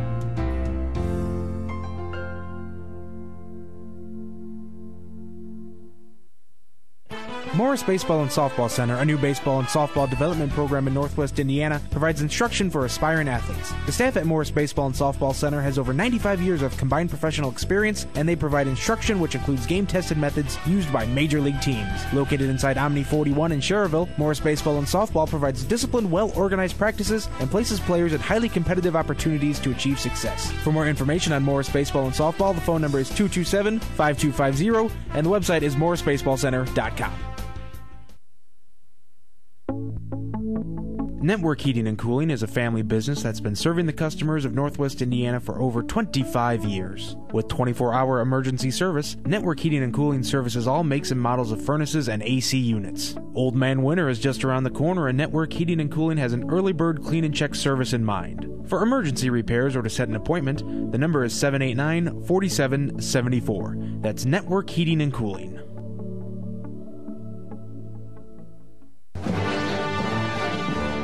Stay tuned after the game to hear who will be named the Crowell Companies Lantern Man Superhero of the Ballgame, underwritten by Crowell Companies in Highland, Merrillville, and Michigan City. Welcome into the Region Sports Network studios, everybody. Nathan Laird here with you. The Herm Hoagie Halftime Report, underwritten by our good friends Herm and Chris Hoagie, the RE/MAX Realty team in Munster. Find them on the web at regionhomes.com. Our Chevy Dealers Game Night feature presentation right here on 90.5 The Key. Valparaiso 20, Merrillville 7 at the half. Bryce Crook with a couple touchdown runs for the Vikings in the first 2 quarters of this ballgame. Jared Smolar adds a couple field goals to give his team the 20-7 edge. Elsewhere around Northwest Indiana at the break, RSN number 1 Lowell leads Morton 21-0. No Mark Snorton in the lineup for the number 10 Morton Governor, so it's going to be a tough task for them to pull off the upset in the second half. Out at Bannery Field, we are knotted up at 7 between RSN number 2 Lake Central and number 3 Chesterton. The Trojans missed a field goal as time expired in the first half, otherwise they could have had a 10-7 lead, but we are tied at 7 at the break. At the Brickyard, RSN number 4 Munster facing the Hobart Brickies, and the first half was all Hobart, 20-0. The Brickies lead number 4 Munster at the half. RSN number 5 Wheeler looks to be on a roll once again. They lead Hanover Central 32-0. That ball game just finished up the first half of play. RSN number 6 Whiting also looks to be in control 28-0 over the Calumet Warriors over there at Arrowhead Field at Calumet High School. Andrean responding well to their loss last week to Highland. They lead Kankakee Valley 27-6. That ball game in the second quarter. Last update we got in Highland, not responding so well to their win over Andrean. They trail Griffith at the break 28-14. At Bulldog Turf, Crown Point High School, that ball game is underway in the third quarter, and LaPorte has added another score in the third. They lead Crown Point 14-10. 2-0 in a DAC showdown. In a battle of winless teams in the Duneland Athletic Conference, Portage leads Michigan City 17-14 at the break. A last-second field goal for Portage ended the first half. In the rivalry game between River Forest and Lake Station, the Ingots with a 12-0 edge on the Eagles of Lake Station. That ball game just finished up the first half of play. North Newton leads South Central 22-7 at the break. A little bit of a surprise out in Union Mills. Boone Grove all over Bishop Knoll 27-12 at the half. It's a tight one over at the arena at Gavitt. The Gladiators lead Clark 21-14 at the break. Clark still looking for win number 1 on the season. West Side all over Bowman 24-8. That's homecoming. It's a double homecoming at the West Side football grounds, but it's all Cougars so far in the first half. Hammond High big over Indianapolis Marshall 47-0 Wildcats. After 2 quarters of play, West Lafayette leads Rensselaer Central 48-0. That ball game also at the half. A couple other games going on. We're still looking for updates on. North Judson travels out to Triton as East Chicago Central hosts the Space Pioneers of Indianapolis Northwest, and Roosevelt is idle this week. So those are all your games taking place around Northwest Indiana here in week number 7.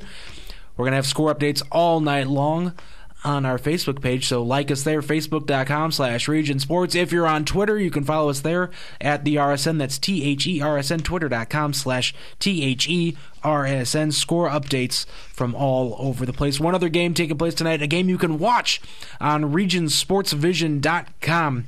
Bill Hazen and Jesse Kickert out in Lansing. Big rivalry showdown. They call it the Civil War between TF North and TF South. At the half, South leads North 14-6. Again, you can watch the live video stream of that ball game at RegionSportsVision.com, or you can log on to RegionSports.com. The link is right at the top of the page. You can get there that way as well. Again, here near Chicagoland in Northwest Indiana, Chevy Dealers presentation of high school football. Valpo leads Merrillville 22-7 at the break. We're going to take another timeout, and when we come back, we're going to send it back out to Viking Field, where Jerry Siska and Jay Simmons will break down the first half of action. You're listening to the Herm Hoagie Halftime Report, underwritten by Herm and Chris Hoagie, RE/MAX Realty Associates in Munster. RegionHomes.com is the website, and you're also listening to Chevy Dealers Game Night here on the Region Sports Network, the only game in town.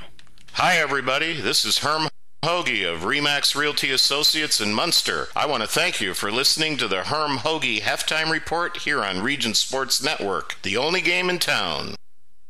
Quality, family, convenience, trust. The 4 interlocking diamonds that symbolize United Federal Credit Union represent our commitment to our members. Quality, what we strive for in every transaction. Family, we have products and financial advice for every stage of life, like we would for our own family. Convenience, we are constantly adding ways to make our products more convenient, like mobile banking, online banking, and 24-hour telephone banking. Service, our service-oriented staff will take the time to get to know you on a personal level. United Federal Credit Union in Griffith. We'll get you there. Your local Chicagoland and Northwest Indiana Chevy dealers are proud to be contributing members of the community here in Northwest Indiana. Your local Chevy dealers also pride themselves on their commitment to help you find a vehicle of your choice at a Chevy dealer near you. Our website is ChevyDriveChicago.com. Once again, that's ChevyDriveChicago.com. We look forward to serving you. Chevy runs deep.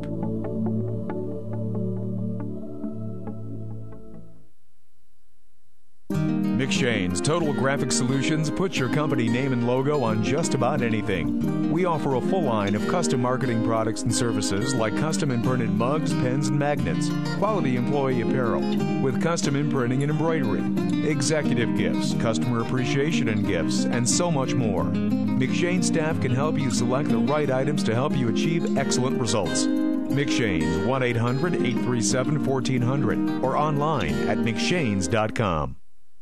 Sports in the region are about tradition, and since 1946, Berry Brothers in Hammond has built a tradition of quality and service. With a professionally trained sales staff, Berry Brothers offers a selection of quality American-made work boots, safety shoes, and apparel. Located on Indianapolis Boulevard, a half-mile north of Interstate 94, Berry Brothers is devoted to providing exceptional service to ensure the satisfaction of every customer. Berry Brothers is open 7 days a week, and gift certificates are available. The website is berrybros.com. Buffalo Wild Wings wants to team up with Region High Schools to share the excitement of homecoming by sponsoring the halftime festivities with the B-Dubs street team and mascot. For participating schools, the fun includes a wings delivery to the press box, a t-shirt toss for fans, a chance to win a B-Dubs spirit bag with any concession stand purchase before halftime, and a fan's photo opportunity with the B-Dubs mascot. This is a first-come, first-served promotion based on availability and dates, so for more information on booking Buffalo Wild Wings for your school's homecoming, you can call 586-663-0707 and ask for Lisa Bissett. That number again is 586-663-0707. Green 18! Green 18!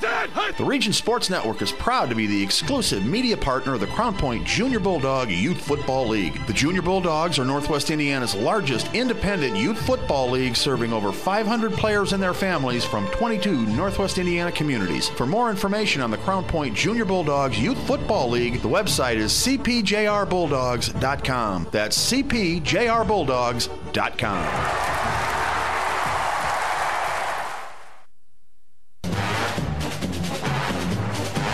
Take the Langle's Pizza and a pop quiz each week at popquiz.regionsports.com, and you could be the winner of a $25 gift certificate to Langle's Pizza with locations in Highland, Crown Point, and Sherrville. You're listening to Chevy Dealer Game Night on the Region Sports Network, presented by your Chicagoland and Northwest Indiana Chevy dealers. Chevy runs deep. You're listening to the Herm Hogue Halftime Report. It's underwritten by Remax Realty Associates Herman, Chris Hogue, and Munster. Available for all your real estate needs. Along with Jay Simmons, Jerry Sisson back at Viking Field in Valparaiso, where the host Vikings on homecoming lead the Merrillville Pirates 27. Thoughts on the first half? Yeah, I have to say, Valpo, if I'm in that locker room for Valparaiso right now, I'm mad, because we should be up by at least two more scores minimum. It should be 34-7 right now. And if I'm Merrillville, I'm saying, hey guys, we're still in this game. Valpo has made some big mistakes and has let us back in this game. The first possession, we got to go out there and score. If we can get a score on this first possession, then we're back in it. And I mean, as badly as we played, guys, we can do this. We can come back and win this game. So that's where I would be if I was in either locker room right now. Let's take a look at some of the numbers from the first half. Valparaiso ran the ball 28 times in the first half for 238 yards. Bryce Crook, 16 carries for 117. Matt Mays, 3 carries for 86. He had an 85-yard run on that opening drive. Greg Lichtenberger, 3 carries for 9. Zach Jones, 6 carries for 19. Throwing the football, Mays was 4 of 9 in the first half for 65 yards. Although Mays did not come out for that final series of the half, and he couldn't be spotted on the sideline, Charlie Healy went in at quarterback for that final series. So it'll be interesting to see as the second half unfolds if Mays comes back. 296 yards of total offense. You know, that's a good game's worth, let alone the first half. That is just total domination of a half. Just under 300 yards and a half. And you're right, Jared. That's a game. 11 first downs, but 6 penalties for 35 yards. Most of them procedure penalties. Exactly. And with all the motion that Valparaiso is doing, they're not only confusing the Merrillville team, but they're also confusing themselves. And it looks like later in that second quarter, they confused themselves so badly that they lost all offensive continuity and weren't able to click like they were at the beginning of the game. And at the beginning of the game, they were doing some motion, but not nearly as much as they were towards the end of that second quarter. Yeah, they were moving 3, 4, 5 guys on a shift. Yeah, I mean, you see number 72 coming across the formation, 77, 60. I mean, you were motioning and not motioning, but moving linemen to one side or the other just to get an unbalanced formation, maybe get an advantage on the defense. But the problem was when the quarterback went to a wide receiver spot, he was not getting his feet set, and sometimes he would be on the line, sometimes he'd be off the line, and he was confused out there, and several times he was in motion when the ball was being snapped. So Chris Orlich, 2 catches, 45 yards, and Bryce Crook, 2 catches for 30 yards. They fumbled the ball. Valpo did 4 times, lost 1. And that was a critical one. Yeah, out of the back of the end zone. To score. Yeah, and so far in this game, you look at Valparaiso. They have gains of 52 yards, a play of 85 yards. So I mean, they've been popping off in big chunks, 28 yards, 22 yards. They have about 10 plays, Jerry, of over 15 yards. So when you have an offense that's clicking like that, your score should be a lot bigger than what it is. You're listening to the Herm Hoagie Halftime Report, underwritten by RE/MAX Realty Associates. Herm and Chris Hoagie in Munster, available for all your real estate needs. Take a look at some of the Merrillville numbers for the first half. Ran the ball 8 times, 110 yards. DJ Wilkinson carried for 5. Isaiah Thornton 3 carries for 25. Miles Taylor 2 carries for 1.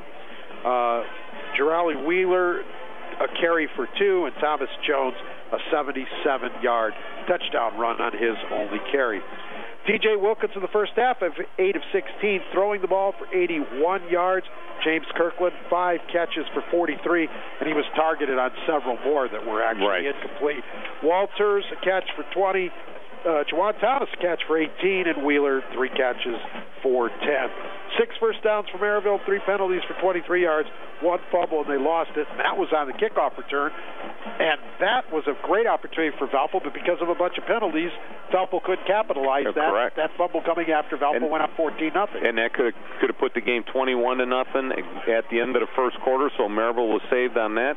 And if you go back and look at our Christensen keys to the game, and you look at Valparaiso, one of the keys was to have long, sustained drives, and the number of plays that Valparaiso ran as compared to Merrillville was almost double, so that key came through for the Vikings. But as you look on the other side, that Merrillville, with the key to the game was to get DJ Wilkins started off quickly, and he has not been able to do anything. Like Jerry just said a second ago, he is 6 for 16 passing for 66 yards. So really, offensively, DJ Wilkins has not had a good first half. But because the score is 20-7, and Merrillville starting with the ball in this second half, if they can come out and put a score on the board, Jerry, it's a whole new ball game. Yeah, absolutely, it is, Jay. And but they need to. Yes, they need to, because they're teetering right now. If they were to miss and Valpo come and score now, all of a sudden you're in a deep hole that's probably going to be really tough to get out of, especially the fact that one quarter you're going to be going into that strong north wind. So 296 for Valpo in total offense, 191 for Merrillville. 20-7 Vikings is what the score is. And why don't we tell everybody how we got to 20-7? Yeah, let's do that. And that was after the third play of the game, on an 82-yard run by the quarterback, Mays, and an 85-yard run. A couple plays later, Bryce Crook with a 3-yard run, PAT good. That came at 10:51 in the first quarter on the first series. The second score, Bryce Crook again with the 1-yard run, PAT good. That came at 6:34 in the first quarter. So that was the end of the first quarter. Valparaiso 14, Merrillville nothing. Again, Valpo should have been up 21-0 because Crook fumbled that ball out of the end zone. Then Merrillville comes back. Thomas Jones with a 77-yard hook and ladder play. PAT good. That came at 7:47. And the reason that play worked so well, Jerry, is because they caught Valparaiso in an all-out blitz. The running back, Thomas Jones, came out of the backfield, caught the lateral from the receiver on the side, and went down the field untouched, 77 yards. Continuing on the score, Jared Smolar with a 28-yard field goal. There's 5:36 left in the second quarter. Again, Valparaiso with great field position on that series. Got down the field on a 73-yard kickoff return by Crook.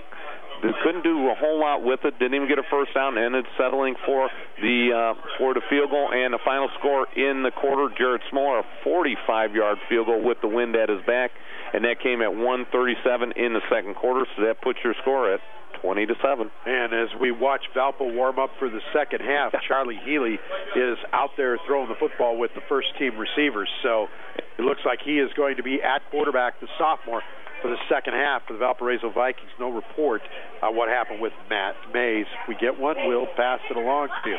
And the field goal kicker, Smolars, from the 35-yard line with the wind at his back, hitting some field goals easily. While you were reading, he was back here at the 45 and drilled it a mile. Oh, really? Yeah. Now that wind does help when it's at your back. So 20-7, the Vikings lead. Valpo back on the field. Merrillville back on the field. And the scoreboard is running down to 0, but I'm not sure if they're going to give them 3 more to allow both teams to warm up again. A long halftime here tonight as it is homecoming. We're at that point of the season where schools will be having homecoming activities here last week, this week, next week. Trying to get those done before week 9 because normally your home teams in week 9 are having senior night. There are 3 on the board. Let's take a break and come back with the second half after this. You're listening to Chevy Dealers Game Night right here on the Region Sports Network. The only game in town. You're listening to the Region Sports Network on WRTW Crown Point and WRTK Paxton, Illinois. Concussions occur when trauma to the head or spine temporarily interferes with brain function. Seeking medical care as soon as possible is important in making a full recovery and reduces the risk of developing long-term problems. The concussion clinics at Community Hospital in Munster and St. Mary Medical Center in Hobart have a team of medical professionals experienced in evaluating and treating concussions. If you have a head or neck injury, don't wait. Head to the experts. For a head injury on the field, the court, or the ice, the phone number to the concussion clinics is 219-836-4461. Jack's Warehouse, Northwest Indiana's newest indoor family fun center, is proud to sponsor sports on the Region Sports Network. Jack's Warehouse has fun activities for all ages, including go-karts, bumper cars, sky trail, laser tag, and an arcade. Jack's even has glow-in-the-dark mini golf. Located next to Omni on Route 41 in Sherrville, Jack's has 6 party rooms available for events and parties. For more information, the website is jakswarehouse.com, and the phone number is 322-JAKS. Storage King for residential and business storage needs. Located in Merrillville, Storage King has outdoor storage for boats, RVs, cars, and trailers. A self-storage facility with easy drive-up access to units and easy access gate that's open 7 days a week, 365 days a year. Month-to-month rentals are available, and Storage King is an official U-Haul rental center. Storage King is located at 8757 Louisiana in Merrillville, just south of the mall off Mississippi. For rates and availability, the number to call is 736-8600. Misprint can help your team's identification with team banners, trading cards, personalized team posters, stickers, decals, and fundraising ideas too. Misprint has 2 locations, 8244 Calumet Avenue in Munster and in Hammond at 6931 Calumet Avenue. Both locations open Monday through Friday, 8:30 to 5, and in Munster, Saturdays till noon. Online, it's misprintusa.com. Misprint in Munster and Hammond for custom print, designs, and signs. Every Tuesday, find out who the top teams in the region are with the weekly Top 10 rankings. Check them out at top10.regionsports.com.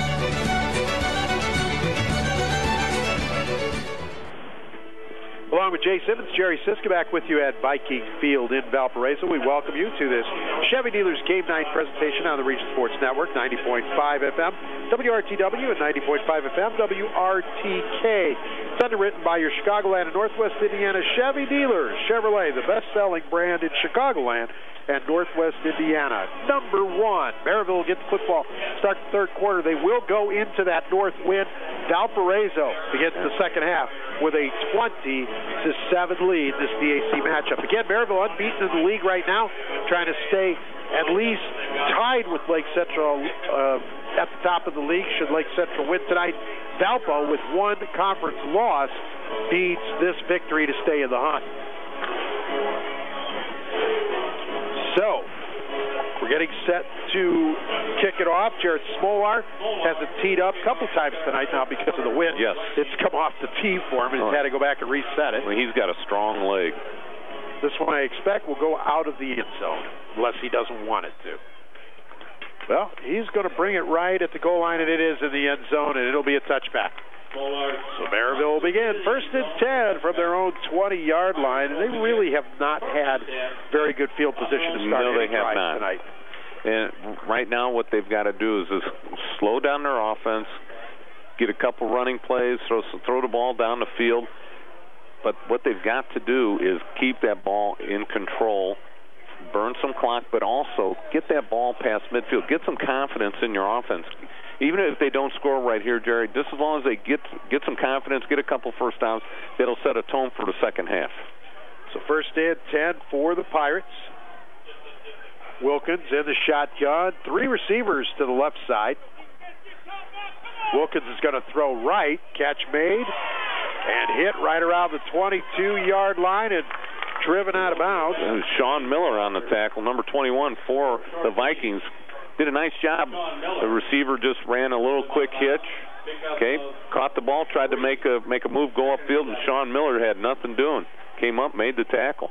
So pickup of 3 on the play. Second down, that was Wheeler on the catch. And it's second down at 7.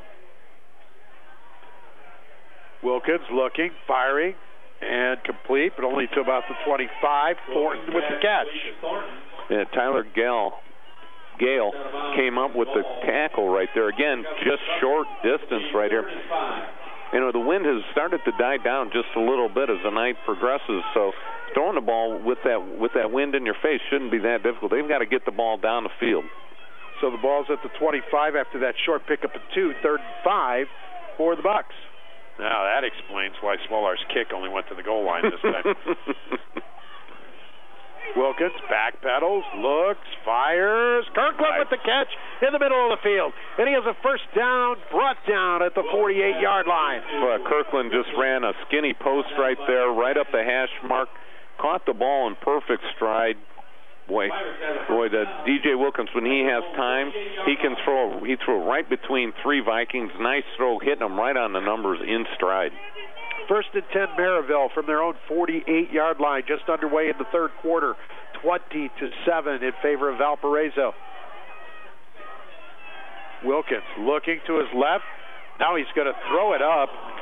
He was looking for Thornton, but boy, he lobbed that thing way over his head. He looked like he wanted to run, changed his mind, and as a result didn't set his feet, and then the ball sailed on him. Yeah, especially when you're throwing the ball, when you're running forward, and you don't set your feet, that ball, as he flipped it out of his hands, just sailed right over the receiver's head, almost to a defensive back right there. So second and 10 now for Merrillville. Thornton is the only man in the backfield, trips to the left side. And Thornton will get the handoff, and he's going to cut back to the left, get across midfield, down around the 46. He'll pick up about 6 on the play, bring up third down. Yeah, third down and about 5, it looks. Yeah, so third down and manageable for the Vikings here. And now they've really got to get this first down. If you get 4th down and 1, I think if you're Merrillville, you got to go for it. Yeah, they're running out of time in the field position. It is early third, but you're a couple scores down, and you really haven't moved the ball very much. So, see what happens first, though. Wilkins going to fire it right over the middle. It's caught! Nobody there. 20, 15, 10, 5, and touchdown, Kawan Thomas. Yeah, Kawan Thomas got a gift on that one. The linebacker, free safety, whoever's covering that receiver, jumped the route. As he was going to catch it, the ball tipped off his hands and then right into Thomas's hands, and he went into the end zone for the touchdown. 47 yards on that touchdown pass play. And Jay, you said it. If they score, we've got a game. They did. Here's the PAT. It is up and good by Cameron Jackson. So, just like that, we've got a ball game. 9:49 to play in the third. The score now, Valparaiso 20, Merrillville 14. Back after this, you're listening to Chevy Dealer Game Night right here on the Region Sports Network, the only game in town. At the Crowell Companies, our customers are more than just numbers on a ledger or anonymous people who sign up online. Our customers are the families we see at the ball fields, the grocery store, and all around the community.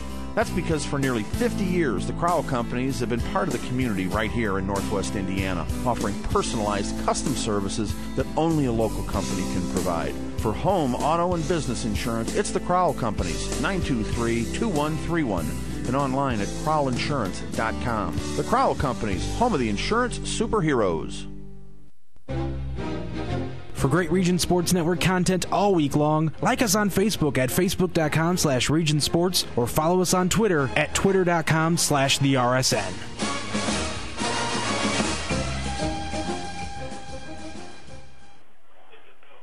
Welcome back to Chevy Dealer Game Night on the Region Sports Network on 90.5 WRTW and 90.5 WRTK, underwritten by your Chicagoland and Northwest Indiana Chevy dealers. Chevy runs deep. And here's the return. Where was the ball kicked to? It was a kick to the 20-yard line. And the return there by Crook. And he gets it across midfield and into Pirate territory at the 46-yard line. So a 35-yard, 34-yard return by Crook. And it was just a squib kick, went right to Crook. He was able to catch it on a bounce, and boy, did he make a nice return. But he did the right thing as your kickoff return guy. He got into the middle of the bunch, right where the wedge is, took it into the middle, and then busted it back out to the outside. Well, nice field position for the Vikings.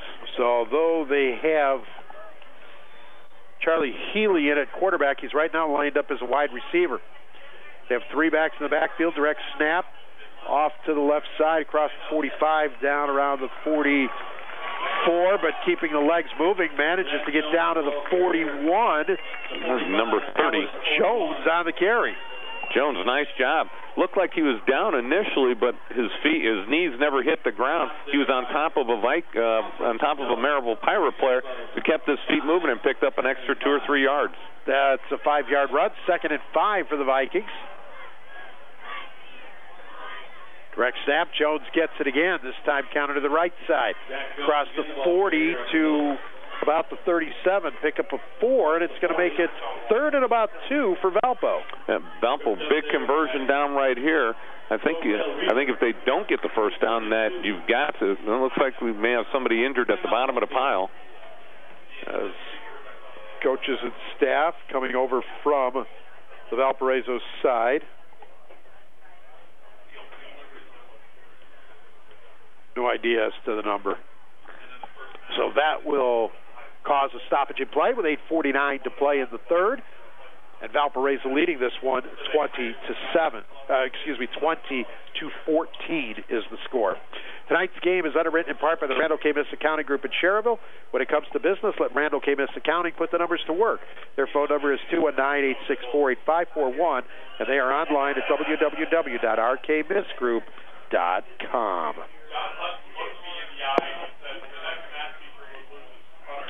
Tonight's game is underwritten in part by State Farm agents Rich Allenbaugh in Highland and Bob Reese in Crown Point. Like a good neighbor, State Farm is there, and so are Rich and Bob. Rich can be reached at 923-3030 and Bob at 663-7337. State Farm agents Rich Allenbaugh and Bob Reese are proud supporters of high school sports on the Region Sports Network. So while there's a break in the action while the injured Valparaiso Viking player is attended to, let's take a break as well. Again, 8:49 left in the third. Valparaiso 20, Merrillville 17. You're listening to Chevy Dealer Game Night right here on the Region Sports Network, the only game in town. You're listening to the Region Sports Network on WRTW Crown Point and WRTK Paxton, Illinois.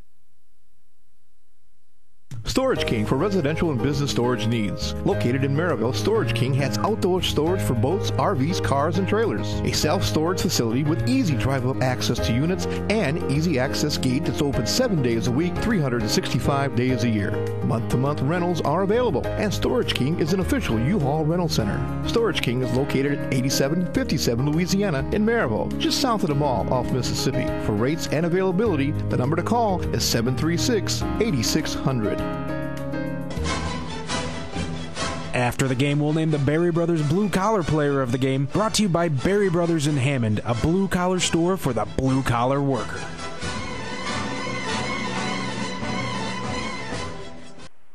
You're listening to Chevy Dealer Game Night on the Region Sports Network, presented by your Chicagoland and Northwest Indiana Chevy dealers. Chevrolet, the talk of the town. So it was right guard Aaron Schmeekar that was injured for Valparaiso. He's on the sideline. Action continues. Direct snap to the 35-yard line. And that is going to be a first down for the Vikings, and Jones, the ball carrier. Nice pickup right there, 3rd and short. Now Valparaiso's got to keep that momentum going, keep the drive alive, and come away with some points. And we found Matt Mays. He's on the sidelines in a cap down at the very end of the bench over here, so don't don't want to speculate on what his injury might be. But he is done for the night. They have taken his helmet from him. He's on one knee on the sideline of the baseball cap. Well, now he's standing talking to a teammate. Direct snap. Crook across the 35, pushing his way down near the 32-yard line. Excuse me, that was Lichtenberger.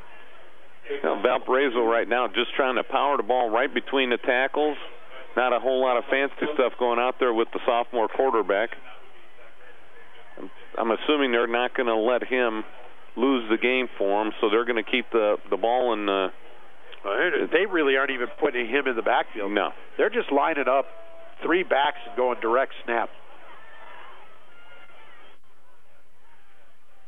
Jones, and he's going to hand off to Lichtenberger, and Lichtenberger found some room on the right side.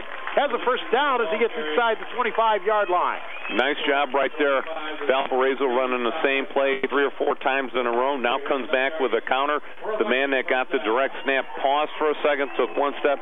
The third back to the left side cut across the formation and did a little counter play, and they pick up a big chunk on that play. 9 yards, first down for Valpo at the Merrillville 23. 20-14 in favor of the Vikings. We're in the third quarter. Again, direct snap. Again, Jones, and this time he goes up the middle.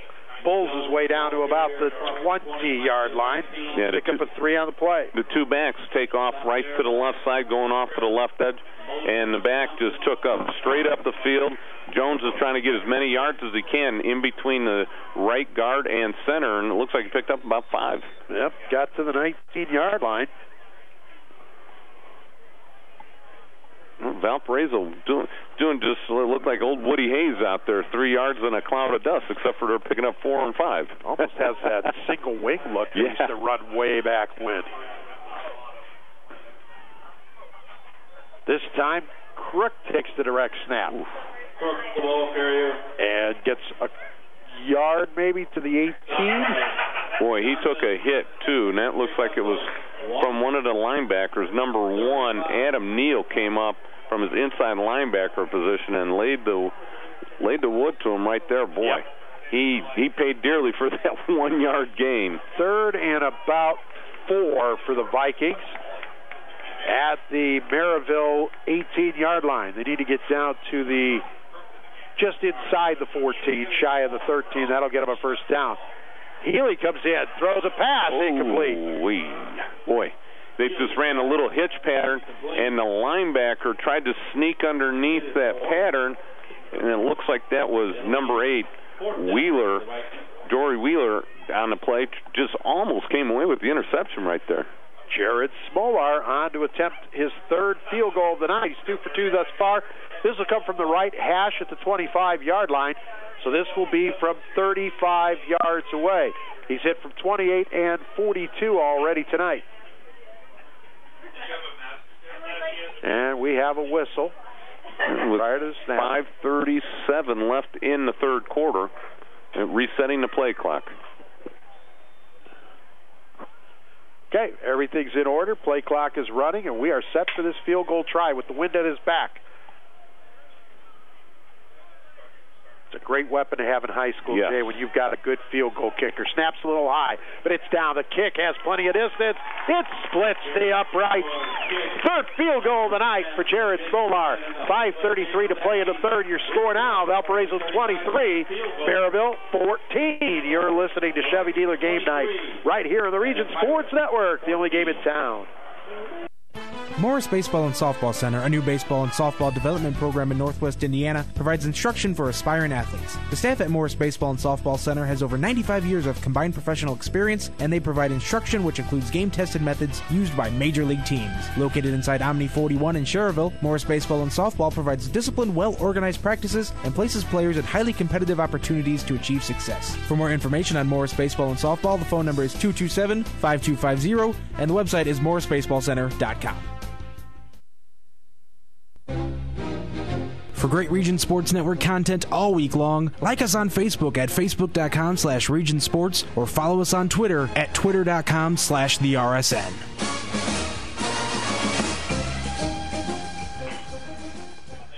Welcome back to Chevy Dealer Game Night on the Region Sports Network on 90.5 FM WRTW and 90.5 FM WRTK. Underwritten by the Chicagoland and Northwest Indiana Chevy Dealers. Chevrolet, the best-selling brand in Chicagoland and Northwest Indiana, number one. I knew I didn't have to bother looking with the kick going to the end zone. Kick going to the south end zone. Wind at the back, it goes in the end zone. Then went to the track. 20... The 20. It's the fifth time that with kickoffs, Merrillville has began at their own 20-yard line tonight. So here come the Pirates, trailing by 9 now. So we're getting late in the third quarter.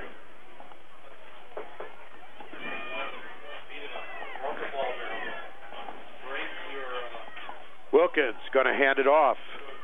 That looks like that's Taylor. I saw 4 on the jersey. Yep. Yeah, and just no gain on the play. Yeah, just a simple little handoff right over to the left tackle. Nothing doing right there. Second down and 10. Pirates. Taylor has 3 carries for 1 yard. Wow. He cannot find an opening, and he's got good speed. Gets into the open field. I tell you, Wilkins is moving before that snap. And that pass, incomplete. That's intended for Wheeler. He's leaning back on every snap. He's leaning back. Boy, I tell you what, he had his wide receiver wide open right there. Let's see, I'm trying to see the number on the receiver he was trying to throw to. That was Wheeler. Wheeler running they caught him in man coverage. Wheeler just running a simple crossing route, poorly thrown ball. So third down, 3rd and 10 for Merrillville. Boy, the last thing Merrillville can do is go 3 and out. Yes. Wilkins now under pressure, is flush from the pocket to the left, tries to set his feet and throw. Did Kirkland stay in bounds? He made the catch. No, it looks like they signal incomplete. He was over on the far sideline around the 33, tried to get 1 foot in, but he was out of bounds when he caught the ball. Incomplete, 4th down for Merrillville. Yeah, DJ Wilkins right there did a nice job scrambling around the pocket to buy some time to get rid of the ball, but he needed to put just a little more zip on it so that the receiver's momentum didn't take him out of bounds. So here's a punt by the Pirates once again into the wind, comes up short. And you can see Swenson saying, get away, get away, get away, because the Vikings are going to get some good field position again. They're going to begin this drive in Merrillville territory. Looks like right around the 44-yard line with 4:41 to play in the third, and the Vikings leading the Pirates 23-14. Well, this is going to be time right here for the Vikings just to try and burn that clock up as much as possible. Stick with the running game. Don't let the sophomore quarterback lose the game for you. And most of the time, Jerry, he has lined up as a wide receiver in the formation. And yet again. He's doing right now out to the wide side. To the top of the field. Yeah, short side, right side of the formation. In fact, everything's set up to the right side. And Jones is going to go right up the middle. Jones, the ball to the 41. He'll pick up 3 on the play, 2nd down. Yeah, Jones, again, direct snap. They're getting 3-4 yards a carry, Jerry. I mean, if you couldn't be happier right now, stay mistake-free and just get 3, 4, 5 yards a carry. Keep the chains moving, keep the clock moving. And if you're Valparaiso right now, you're telling your team, hey, when you get up to the line, make sure that play clock is under 5 to 10 seconds before you snap the ball. So 2nd and 6 for the Vikings from the Merrillville 41. Play clock under 5 now, and they snap. Direct snap, and that was Crook, the ball carrier, to the 40. And it looks like Schreck on the tackle for the Merrillville Pirates, Sean Schreck. And an all-state wrestler, looked like he had him in a wrestling hold. He picked him up and brought him back an extra couple of yards. Clark has only had 2 carries in this third quarter after having 16 in the first half. This quarter has gone to Jones and Lichtenberger. Healy over on the far side. Svensson and Charlie Healy here on the near side. Actually, Charlie Healy's back at the quarterback position, and he throws a pass caught by Crook. And Crook's nice spin move at the 29 gets down to the 25-yard line and has a Valparaiso first down. Wow, what a gutsy call right there. 3rd and 5, but a great play call. Had 2 receivers run 2 streak patterns, had Crook come out of the backfield and run just about a 5-yard out on the play. Now the quarterback, Healy, had to throw it over a defensive man standing between him and the receiver, Crook. And nice catch, stretched out. Crook caught the ball, was able to come up with it, and then make a nice play after the catch. 14 yards on the play, 2:45 to play in the third. First down, Valparaiso at the Merrillville 26. Jones with the ball to the 24-yard line. We'll give him 2 on that play. Call it 2nd and a long 8. And I think Valparaiso here, they've been running that play side with the 3 running backs, play side. Now it might be time again to come back to that counter, catch them, the Merrillville defense over pursuing. So 2nd down. And then the pace of the game has definitely slowed down for the Vikings. Well, that was one of our Christensen Chevrolet keys to the game, controlling the ball, keeping the Merrillville Pirates offense and DJ Wilkins off the field. Straight to Crook, to the right. Crook, the ball carrier. Crook looked like he slipped before he got to the line of scrimmage. If he didn't, there was a hole there. He might have been able to pick up more yardage. And Valparaiso right now is lining up just a guard and tackle to the offside. So they're running an unbalanced formation to the power side. So the football at the 21-yard line. 3rd down and about 5 for Valpo. Carl Stokes on the tackle on the last play. You're just joining us, 23-14. 5 seconds left on the play clock. They got to hurry up. Valparaiso leads. They get the snap off, and they're going to hand off to Lichtenberger. Crook to Lichtenberger, and Lichtenberger going to get maybe a yard to the 20. Yeah, they're going to be in field goal range. They got 1 minute and 4 left with the wind at their back, so they are going to attempt another field goal. And this will be Jared Smoller's 1, 2, 3. This will be his 4th field goal attempt. 3 of them good so far. He apparently wasn't watching the Pittsburgh field goal kicker from last night. Well, this one will be held at the 27. This will be a 37-yard attempt from the right hash. Snap's good, holds good. The kick is up, and it is good. 4th field goal of the night for Jared Molar. And with 33 seconds left in the third, it's now Valparaiso 26 and Merrillville 14. Back after this, you're listening to Chevy Dealer Game Night right here on the Region Sports Network. Billy gave it down. Strachan Van Til with 19 Northwest Indiana locations has everything desired for healthy eating, from fresh produce, deli, bakery, and seafood. The meat department features certified Angus beef and butchers who offer custom orders. The website features a meal planner with a recipe of the day and catering information available, including a variety of party platters. They are on the web at strachanvantil.com. For great Region Sports Network content all week long, like us on Facebook at facebook.com/Region Sports or follow us on Twitter at twitter.com/TheRSN.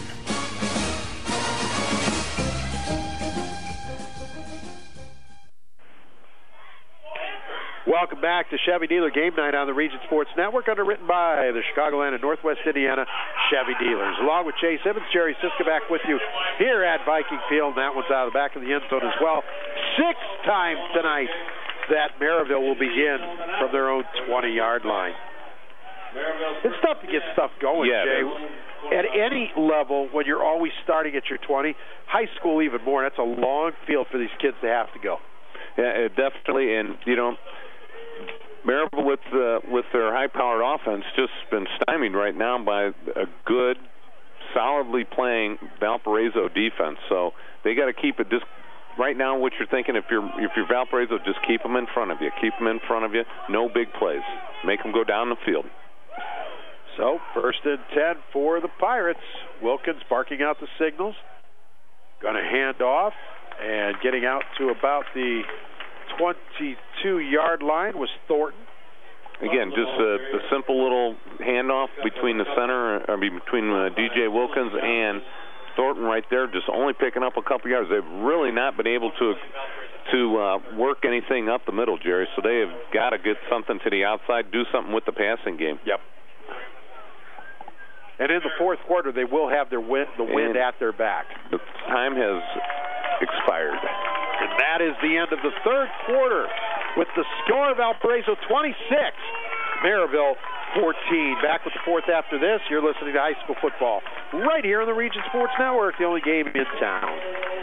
You're listening to the Region Sports Network on WRTW Crown Point and WRTK Paxton, Illinois. Your local Chicagoland and Northwest Indiana Chevy dealers are proud to be contributing members of the community here in Northwest Indiana. Your local Chevy dealers also pride themselves on their commitment to help you find a vehicle of your choice at a Chevy dealer near you. Our website is ChevyDriveChicago.com. Once again, that's ChevyDriveChicago.com. We look forward to serving you. Chevy runs deep.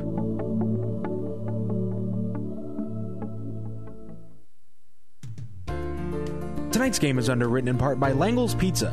With locations in Highland, Crown Point, and 2 in Sherrville, Langle's is open for pickup or delivery 7 days a week, and orders can be placed online at langlespizza.com. Don't forget to take the Langle's Pizza and a Pop Quiz at popquiz.regionsports.com for a chance to win a $25 gift certificate. Langle's, serving the region since 1979.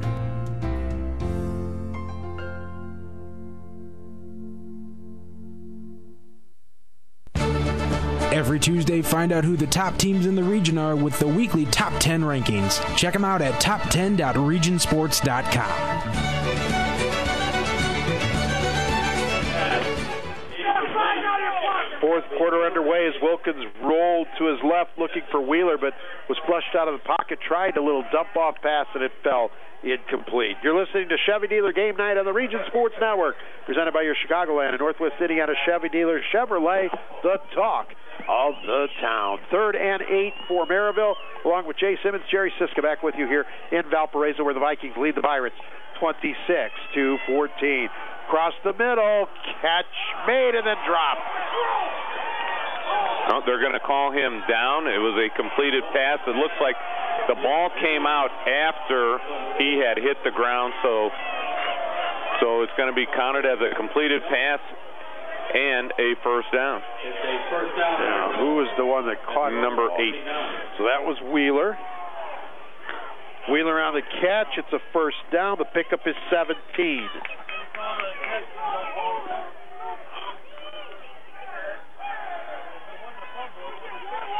Wilkins to throw again. Thornton out of the backfield with the catch on the far side. Steps out around the 47. Again, Valparaiso defense dropping linebackers, getting some good drops, and what they're doing is they're getting about 10 yards deep, letting the running backs come out of the backfield, let them catch the ball, and keep the play in front of them. Just no big plays right now. 8 yards on that pickup. Second and, well, make it... second and about 2. Second and about 2. With 11 minutes and 12 seconds left in the fourth quarter. What's the delay here?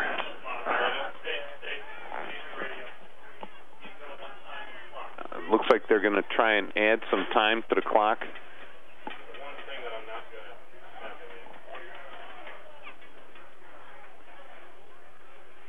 As the head official comes over to the head coach for the, I almost said Minnesota Vikings, the Valparaiso Vikings, and he comes over, tells them, looks like they're trying to add some time to the clock. They want to put 11:20 on the clock. 8 seconds back on the clock.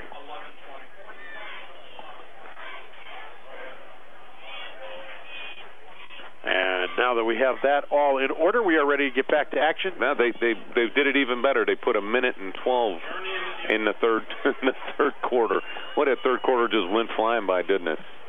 I thought we ended it. I'm sorry, the fourth quarter. Fourth quarter. They put 1 minute and 12 seconds left in the fourth quarter up there. We know that's not going to work. There you go. Now they got 11:20 up there.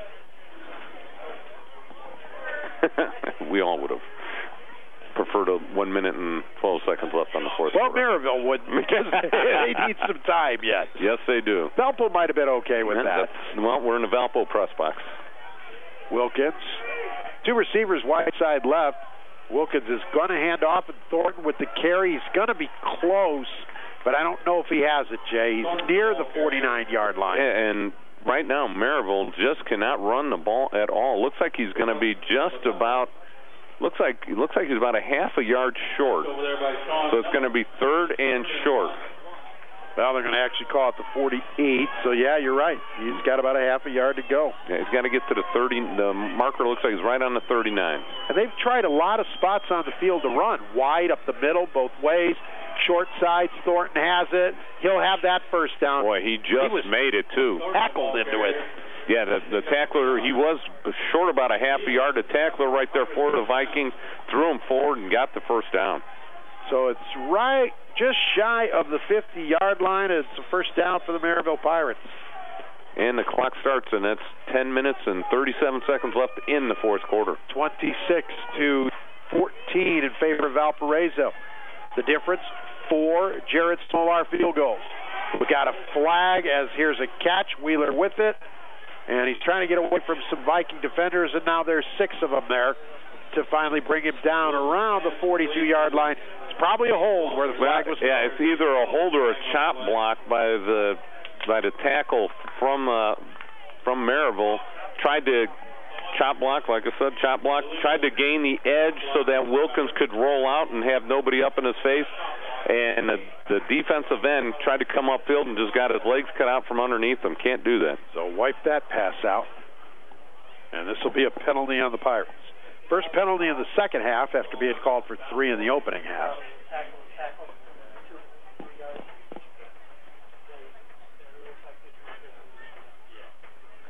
And this should be a 15-yarder. And it will be.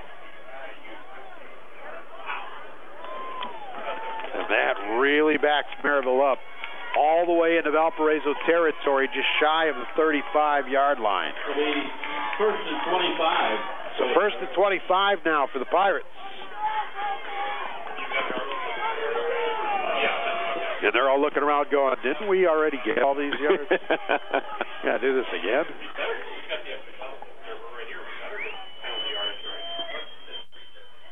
Now there seems to be a bit of confusion on the Pirates offense. The play clock down under 10 seconds. They have 2 receivers left, 1 right, 2 men in the backfield. Wilkins, now he's flush for the pocket. He's in trouble. He's able to keep the play alive. Finally fires toward the sideline and incomplete. Intended for Kirkland. Boy, nice job of that defensive front getting some pressure on DJ Wilkins. That was Logan McKinney, the first one to get there and flush him out of the pocket. Had him wrapped up for a second, but DJ Wilkins is very elusive back there. Was able to scramble a little bit and at least get the ball thrown away, so that way, 1, he can stop the clock, and 2, that way he doesn't take a sack and have second and even longer than 25. Yep, second and 25 is what it is. They'll put 2 receivers each side this time and empty the backfield. No, that's because they only have 10 guys on the field. Yeah, there's only 5 at the line of scrimmage. So Merrillville's going to have to take a timeout. Their first timeout of the second half. And we'll take one with them. 9:49 left. Vikings 26, Pirates 14. You're listening to Chevy Dealer Game Night right here on the Region Sports Network. The only game it's out. Herm and Chris Hoagie, broker owners of RE/MAX Realty Associates in Munster, are award-winning realtors with over 30 years of experience. Their team of over 35 agents is ready to help with any and all real estate needs in Lake and Porter counties, as well as the southeast Chicago suburbs. They can be found on the web at regionhomes.com. Herm and Chris Hoagie are proud to underwrite the Herm Hoagie Halftime Report during tonight's game.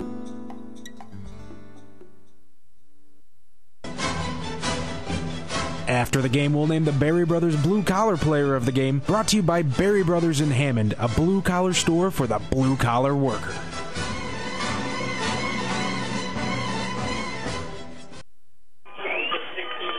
You're listening to Chevy Dealer Game Night on the Region Sports Network, presented by your Chicagoland and Northwest Indiana Chevy Dealers. Chevrolet, the talk of the town. Wilkins with the empty backfield, drops back, has time, fires, and it's picked.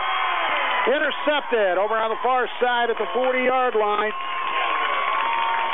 intercepting the pass. 21 for the Valparaiso Vikings. Sean Miller. Yeah, that is Sean Miller. Boy, he's had a heck of a game out at defensive back tonight. He has not let anybody get behind him in good coverage. Several times he's been in man coverage, and then right there, good zone coverage by the Vikings. And DJ Wilkins is trying to reach for straws right there, came up empty. So Valparaiso with the turnover, the second one of the night for the Pirates, will take over 1st and 10 at their own 39-yard line, leading this one 26-14. Now, if you're Merrillville, you've got to get a 3 and out. If you're Valpo, you're looking for one of those time-consuming drives on the ground. 3 yards and a cloud of rubber, as they should say now. Yeah, you can't have dust on an artificial turf field, that's for sure. And a flag. I guess when we thought we got away with all those after the first half. Well, the quick turnaround by the Valparaiso Vikings, they were not able to get everybody out there and get set in time. So it's going to be 1st down and 15. And that's another penalty for the Vikings, but it's been a while since they've had a penalty. It's just their first one in the second half. So nice. After committing 6 in the first half. And how many in that second quarter? 4. Oof, it was a long quarter. There's a direct snap again, and here's another flag. Penalty flag on the play. Now it looks like it's going to be offsides on Merrillville. Maybe lined up in the neutral zone. See what the call is. Yep. Offside. So Merrillville gives that 5 right back. It'll be 1st and 10. And that'll make it 1st and 10 now. Yeah, right back where we started. So 1st and 10 for Valpo from the 39-yard line. So we really haven't done much except move the football around. Direct snap. Wow. And some nice blocking out there by the Vikings. And that is Bryce Crook out to the 48-yard line. Valparaiso doing that unbalanced formation again, just ran everybody. Looked like the old Green Bay sweep, what they call that, student body right, student body left. Well, they had everybody student body right on that one for the Vikings. So it's a pickup of 9 and 2nd and a yard for Valpo. You look at these formations, there's no pass plays coming out of this stuff, man. Crook fakes the handoff. Now he's trying to find some running room on the left side. Needs to get the edge. Puts his head down and gets out of bounds. Huge mistake right there. Gets back to the line of scrimmage, it looks like. Yeah, you know what he's got to do? He's got to plant and then just turn it upfield so he does not go out of bounds. So you're saving time right there for the Merrillville Pirates. Right. So it's 3rd down, 3rd and 1. Crook going to come out. Lichtenberger in for Valpo. Well, he only gained 1 yard on that play, or no yards, and he ran about 50 yards running all the way across the field. And an official's timeout because we've got a young man, Viking, that needs to tie his shoe. 8:47 remains in this 4th quarter with Valpo leading Merrillville 26-14. Now they're trying to bring Crook back into the game, but does he have to sit out that play since there was an official stoppage of play? We'll see. Lichtenberger's coming back off. Well, it looks like they can. So here we go. 3rd down, 3rd and 1. Direct snap. Crook got the 1st down and more. 40. Wow. 35 brought down there. Nice job of staying in bounds. Boy, there was a nice hit put out there, and I'm trying to see which number it was for the Valparaiso. It looked like it was number 55 for the Vikings. Ran downfield, all the way downfield, and just decleated one of the Merrillville Pirates in pursuit of the quarterback here. Let me see if I can get his name. While you do that, it was an 18-yard pickup for Crook and a 1st down. Joe Rios, nice job. Tackle made by Adam Neal of the Bucks. This time it's Lichtenberger, and we have a whistle. Penalty flag on the play. I have a feeling Jake Arrieta's doing all right as the Cubs are beating Milwaukee 6-0 in the 7th inning.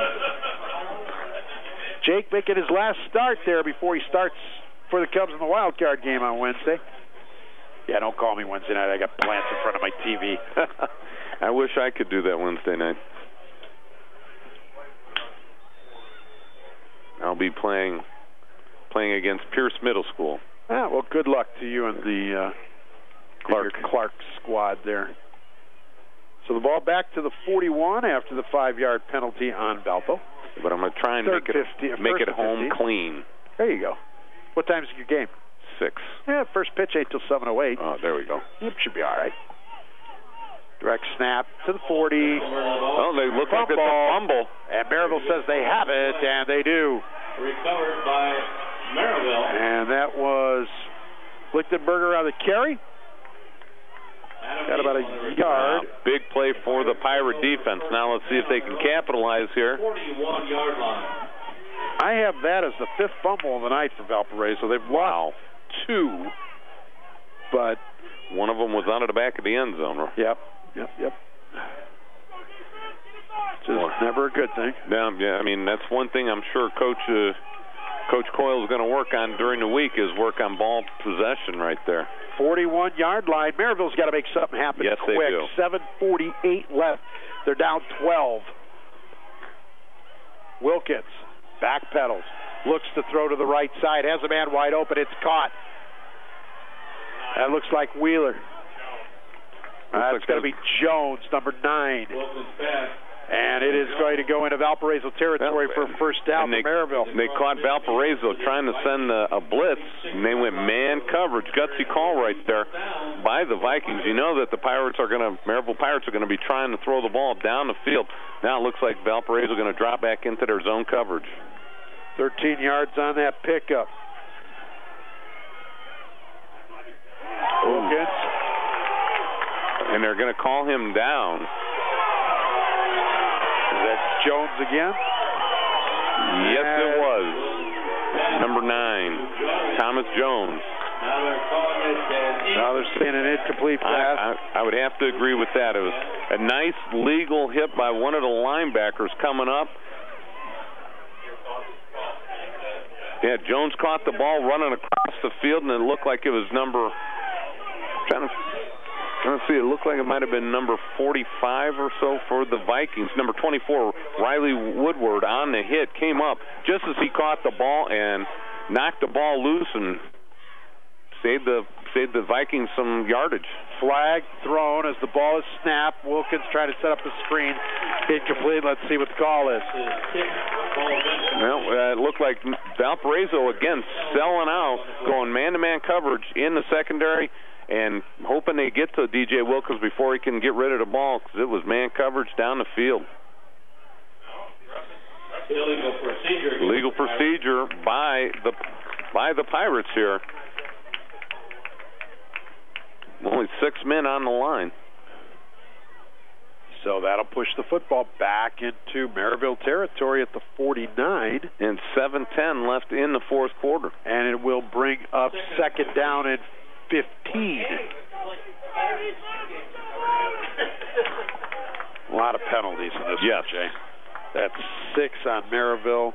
There's been 8 on Valparaiso. Not necessarily a well-played, clean game in that respect. Wilkins, pump fake, set up a wide receiver, middle screen, and Kirkland fumbled it. Valpo's got it. Kirkland made the catch at the 45, and as he tried to make a juke and a cut, ball came right out, and the Vikings recover. Second fumble of the night, and Merrillville has lost the boat. Yeah, nice job. Number 6 for the Valparaiso Vikings. Bobby Lee coming out of his linebacker position. Got there just as he caught the ball, and he was bobbling it, was able to hold on for possession for a step or two, and then just as he got there, ripped it out, and the ball came flying out. So first down, Vikings. Exchange of turnovers. Yes. And it's back to Valparaiso at the Merrillville 47-yard line. Vikings lead this one 26-14. We're down to 7:02 here in the 4th quarter. Shift shifting around again, and now Merrillville's defense moving around. Correct snap. Crook to the 43. Stayed in bounds that time, Jay. I'm sure he got a good earful from Coach Coyle on going out of bounds on that last series. So he's planted, went straight up the field. Nice job of Crook right there, making a guy miss in the backfield, because the linebacker from the weak side of Merrillville blitzed right into the play, had him locked up, and made a nice juke move and got a couple yards instead of getting a sack. So it'll be 2nd and 7. Ball at the 44. Jones has it this time. He goes left. He's across the 40 to the 39. To be a pickup of 5 for Jones. 3rd and 2. Yeah, nice job again, Valparaiso right there, just getting that good push off the line, getting up to the line, and just running backs doing a great job just filling the holes, moving up here quickly. 3rd and about a yard and a half for the Vikings. They get to the line, and then they let the clock run, and here's the snap right to Jones again, and he'll have a first down. They found a hole up the middle, gets down to the 23-yard line. 16 on that carry for Zach Jones. Boy, nice job of that offensive line coming off the ball for the Vikings right there, and that was Sam, number 74. Is that no side?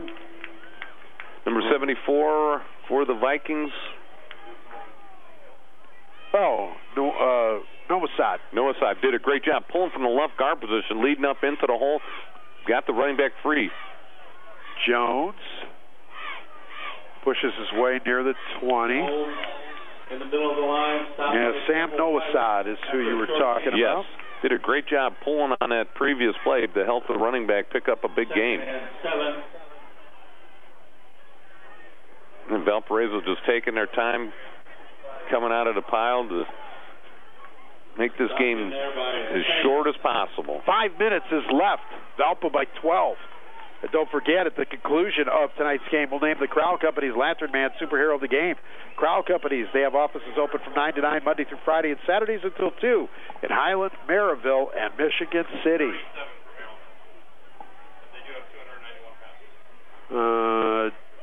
Jones. It looks like Jones again. To the 18. Working that left side of that offensive line.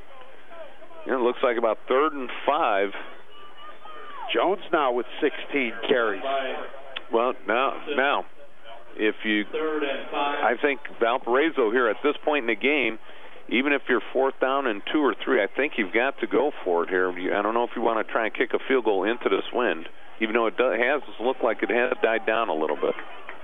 It's a pretty strong-legged kid, yes. Molar. But first this play, 3rd and 5. Coming here to the right side, Crook, 15, 10, eludes a tackler and falls at the 2. Crook picks up 16, and it's 1st and goal for Valpo. Boy, nice job of that line again, being able to seal off the edge right there to the right side, running all the way across the field, and then turning it up and just ending up just short. It looks like they're going to mark it at the 3. Okay. Yep. So he only has 166 according to my numbers. Yep. He is having a lousy night. Well, it looks like we got a Merrillville Pirate down.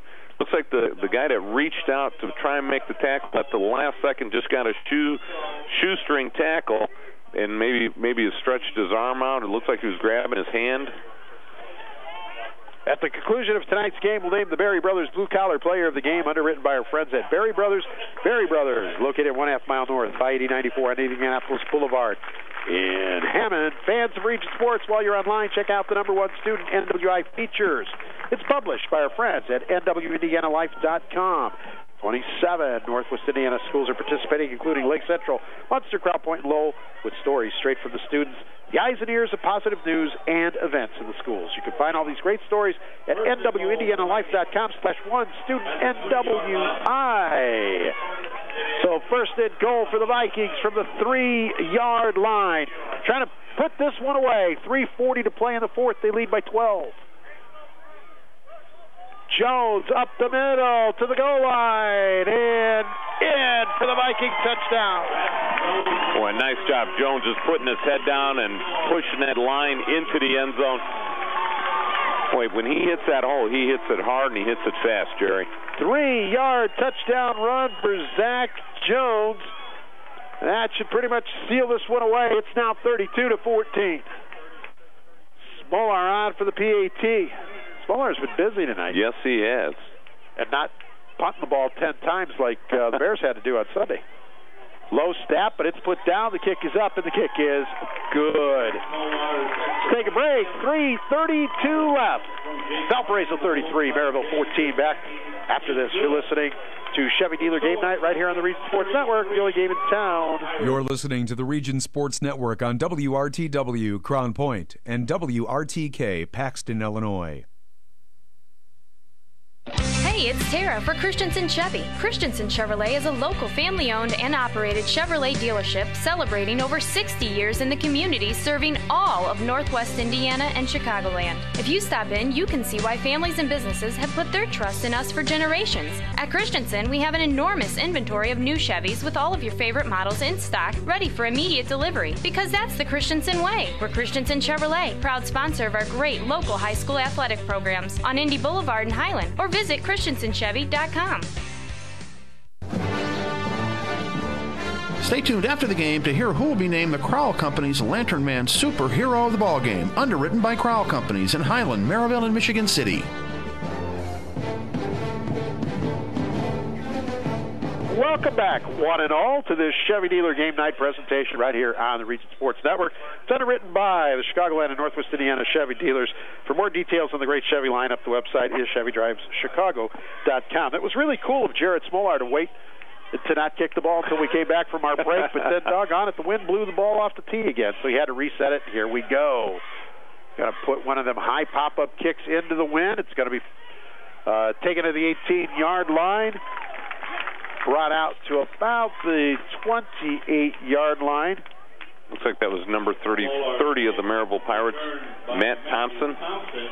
So first and 10 for Merrillville at the 29. We're at football rest. That's the first time one of the deep backs for the Pirates has been able to return a kickoff all night. Valpo has been doing an excellent job, whether it's kicking it out of the end zone or kicking a high sky ball just like that one. Smolar have 15 points tonight. Let's see. Three field goals, right? Yep. And then 3 field goals for 12, and then there are 3 PATs. Yep. I got it right?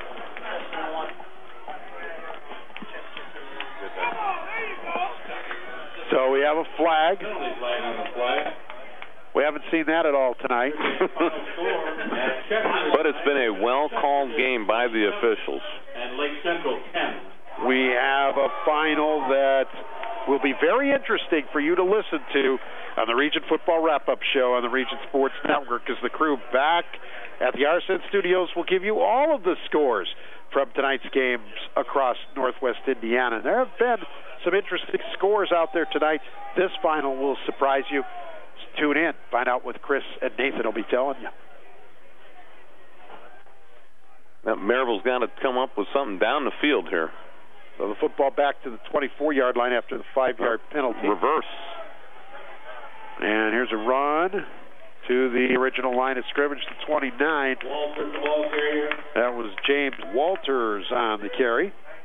Pick up the 4. Now, right now, the trick plays like that really aren't going to work that well because your defense is so backed up and they're just not going to let anything get behind you.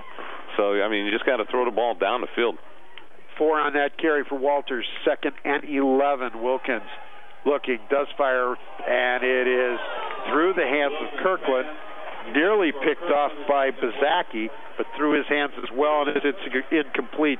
That's 34 times that Wilkins has thrown the football tonight. And how many completions? Well, let's see. I'm glad you asked. 3, 4, 5, 6, 7, 8, 9, 10, 11, 12, 13, 14, 15, 16, 17, if you count the one interception to a Valpo player. Wilkins dropping again, dropping, and now he's being flushed from the pocket. And he just throws it. There's nobody in the area. No flag, though. Now the head official has thrown a flag at the, looks like about the 12-yard line. I mean, that was the ball. Yeah, and the ball did not make it past the line of scrimmage. I would have to say, if I'm Valpo, I would decline the penalty, get it to 4th down. What's loss of down anyway? Oh, that's right. It is loss of down. Unintentional grounding, so it's 4th down no matter what. Got to walk it off first. This has not been one of Merrillville's better games. Nope, they're going to spot the ball at the 12-yard line. Oh, and add another 5 yards. So, football back to the... So it's going all the way back to the 6.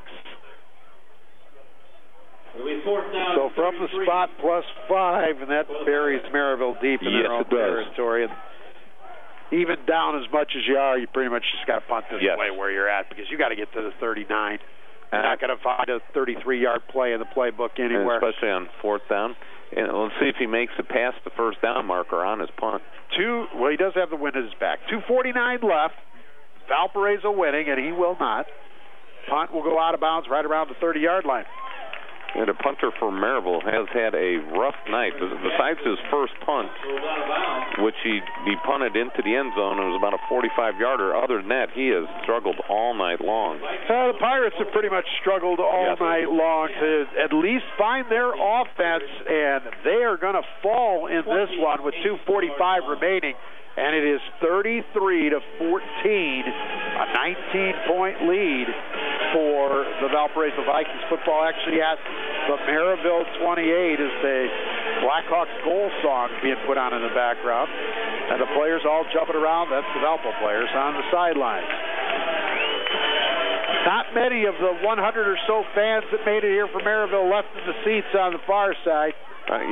It's going to be a happy homecoming dance here at Valpo. Yes, it will. You're giving Merrillville a lot of credit there. That they had 100 people? Yes. I'm trying to always be kind. It's a newer, kinder, gentler Jerry. You like that? Yes. I thought that was kind of funny. We have a player down for Valpo after a 3-yard pickup.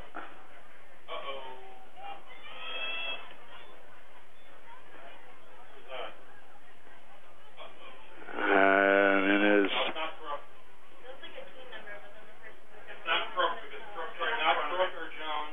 So, man down for Valparaiso. It's been a long night. Yes, it has. I think at this point, if you're Valparaiso, you got to take your key players out of the game and just hand it off to some of those JV players to make sure nobody gets hurt for next week. That was the ball carrier, wasn't it? It looks like That's down. Don't know who it is, though, because we cannot see the numbers. So,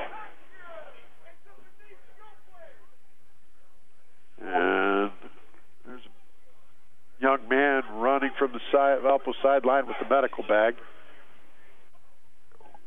And the cart's coming. He's running with a... Yep, I see the cart, Jay. Okay.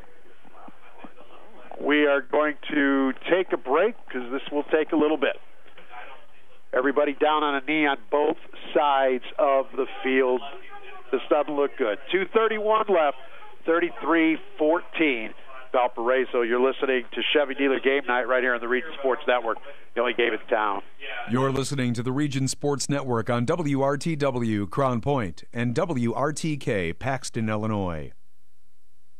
McShane's Total Graphic Solutions puts your company name and logo on just about anything. We offer a full line of custom marketing products and services like custom imprinted mugs, pens, and magnets, quality employee apparel, with custom imprinting and embroidery, executive gifts, customer appreciation and gifts, and so much more. McShane staff can help you select the right items to help you achieve excellent results. McShane's 1-800-837-1400 or online at McShanes.com. Tonight's game is underwritten in part by Langle's Pizza. With locations in Highland, Crown Point, and 2 in Sherrville, Langle's is open for pickup or delivery 7 days a week, and orders can be placed online at langlespizza.com. Don't forget to take the Langle's Pizza and a Pop Quiz at popquiz.regionsports.com for a chance to win a $25 gift certificate. Langle's, serving the region since 1979.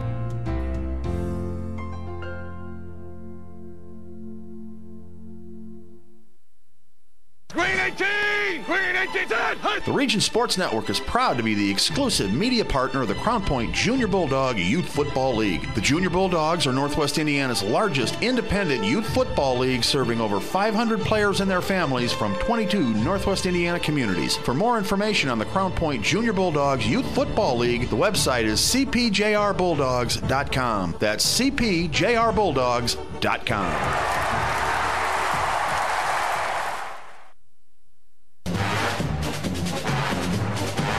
Take the Langle's Pizza and a pop quiz each week at popquiz.regionsports.com, and you could be the winner of a $25 gift certificate to Langle's Pizza with locations in Highland, Crown Point, and Sherrville.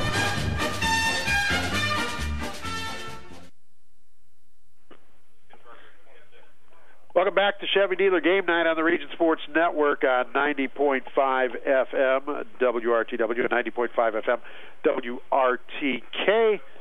It's underwritten by your Chicagoland and Northwest Indiana Chevy dealers. Chevrolet, the best-selling brand in Chicagoland and Northwest Indiana, #1. With 2:31 remaining in the game, Valparaiso leads Merrillville 33-14, and we have an injury to a Viking player, and while he's being attended to, now taken off the field on the cart.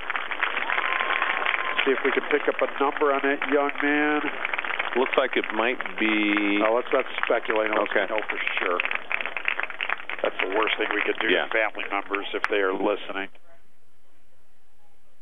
I clearly could see the first number as a 2, but I cannot see the second number.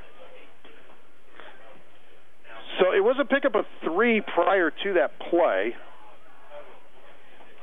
Ball's at the 26-yard line. And we're going to have a lot of subs coming in for Valpo at this point in time. Time to get the JV squad out. And that too. The pickup was 3, 2nd and 7.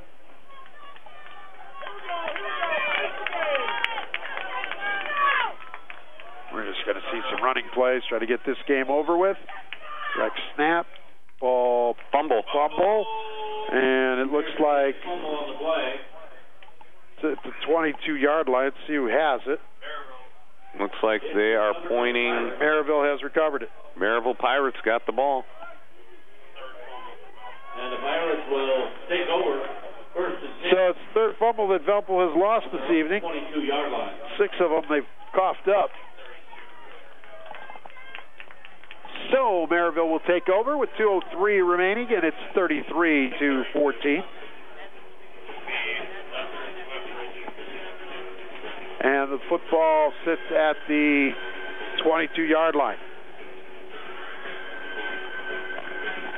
I think Valparaiso's looking at the schedule. Who do they have next week, Jerry? As soon as I find the schedule, I'll tell you. The Valparaiso Vikings next week play at Portage and then close out with Lake Central. Merrillville goes to Lake Central next week before closing out at home against Chesterton. Wilkins throwing downfield, and it is intercepted.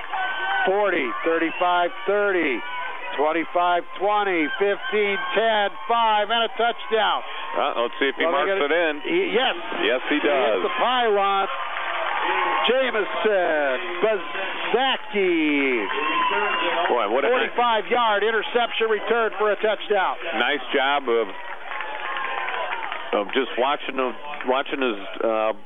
his wide receiver going downfield, and then as soon as he turned his head around to find the ball was right on top, made a nice catch, and then made a very athletic play, trying to dive into the end zone, right at the pylon, right at the very corner of the end zone. Cameron, that is Jared Smolar on for the PAT. It's up, and it is good. That's 16 points for the kicker tonight. I wish I had him on my fantasy team. 40-14. Valpo leads Merrillville. Smolar has beaten Merrillville by himself. All right, some of them are because they had touchdowns. We're going to keep it right here. Jay, how about we start talking about some of our awards? We can do that. A few of those things right now. You know, we do always have this thing called the Berry Brothers Blue Collar Player of the Game. Written by Berry Brothers. Berry Brothers, the source for quality work and safety footwear and apparel. And you know what? We probably wouldn't give it to kickers a whole lot. But let's give it to Jared Smolar. I agree. 16 points, 4 long field goals. Let's see, he had a 28-yard field goal, a 45-yard field goal, and a 35-yard field goal, and a 37-yard field goal. So he was 4 for 4 on his attempts in tonight's game to go along with the PATs. So that, actually, I'm wrong. It's not even 16 points. That's 16 on the field goals. And then how many PATs you got there again? 1, 2, it's field goal, 3. And then the one right now? You haven't written that down No, yet, I have not. So he's got 4 PATs, so he has 20 points tonight. So that's what we're going to do. That's going to be our Berry Brothers Blue Collar Player of the Game. It will be Jared Smolar, the kicker for the Valparaiso Vikings. Berry Brothers, located 1.5 mile north of I-80-94 on Indianapolis Boulevard in Hammond. And here's the short kick. Fumbled. Wasn't down, but the runner wasn't going anywhere. I really don't know what happened. Merrillville's got the ball. He made a fair catch signal, but then he dropped the ball, and then when he picked it up, he didn't move. Well, I think it's isn't that a muffed possession? I don't know. Third fumble of the night for Merrillville. And then I think that we need to name our Crowell Company's Lantern Man Superhero of the Game. Crowell Company's proud to recognize the superheroes on the football field.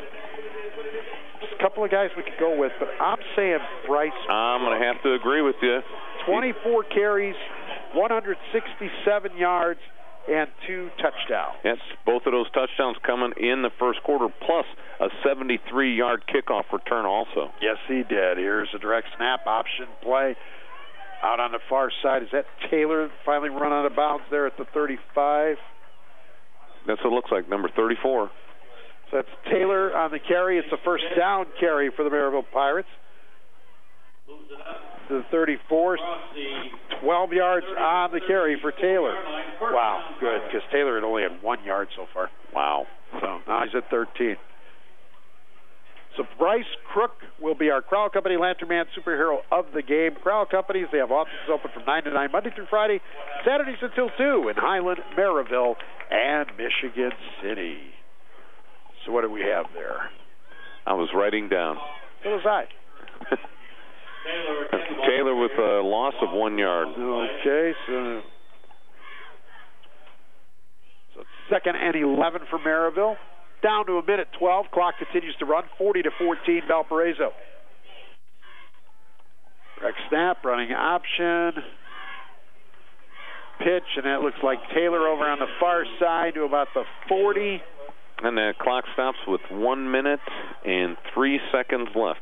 7 yards on that pickup for Miles Taylor. A quick review of the score. We have Crook with 2 touchdowns in the first quarter, one coming at the 10:51 mark, the second one coming at 6:34 in the first quarter. That ended the first quarter. Thomas Jones in the second quarter on a hook and ladder with 7:47 left. PAT good. That ends the scoring. No, I'm sorry. That does not end the scoring in the second quarter. You have Jared Smolar with a 28-yard field goal. And also Jared Smolar, the second quarter, with 1:37 left, a 45-yard field goal. Now, Jerry, if you notice that all his field goals were with the wind at his back tonight. Yes, very true, but still it's an impressive feat. Again, we talked about it earlier. When you've got a kicking weapon at the high school level, that's a big advantage. And look, it was good for 16 points off field goals tonight. Yeah, did a nice job. And here's a big run. Taylor had a run the play before for 6 and a first down. Walters with a big run and a first down. Let's continue on. We got to halftime. The score was 20-7 at that time. And the next score came by Kejon Thompson. and that came, Thomas, I'm sorry, and that came on a 47-yard pass from D.J. Wilkins at 9:49 in the third quarter. That it came on the first drive. So, Jerry, at that point, at 20-14, you thought Merrillville was back into the game. But Jared Smolar appeared on a drive, and it looks like he scored a field goal, a 35-yard field goal with 5:33 left in the third quarter, made it 23-14, and another with 33 seconds in the third quarter. Jared Smolar made it 26-14. And then Zach Jones on a 3-yard run, PAT good. That made it 33-14. That looks like that is the game as the clock runs out. I was just going to let you keep going. Oh, and I did not write down the last one on the interception. And who scored that one on the interception? Why, I can help you with that, yes, my you friend. Can. It was the cornerback Jamison Bezecki, and it was a 45-yard interception return. Your final score here tonight: Valparaiso 40, Merrillville 14. We're going to take a short break and then wrap things up from Viking Field right after this. You're listening to Chevy Dealer Game Night right here on the Region Sports Network, the only game in town. You're listening to the Region Sports Network on WRTW Crown Point and WRTK Paxton, Illinois. Tonight's game is underwritten in part by Langle's Pizza. With locations in Highland, Crown Point, and 2 in Schererville, Langle's is open for pickup or delivery 7 days a week, and orders can be placed online at langlespizza.com. Don't forget to take the Langle's Pizza and a pop quiz at popquiz.regionsports.com for a chance to win a $25 gift certificate. Langle's, serving the region since 1979.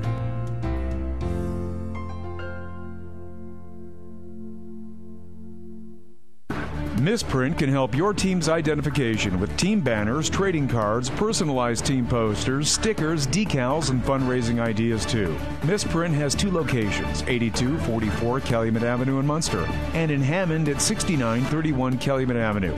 Both locations open Monday through Friday, 8:30 to 5, and in Munster, Saturdays till noon. Online, it's misprintusa.com. Misprint in Munster and Hammond for custom print, designs, and signs.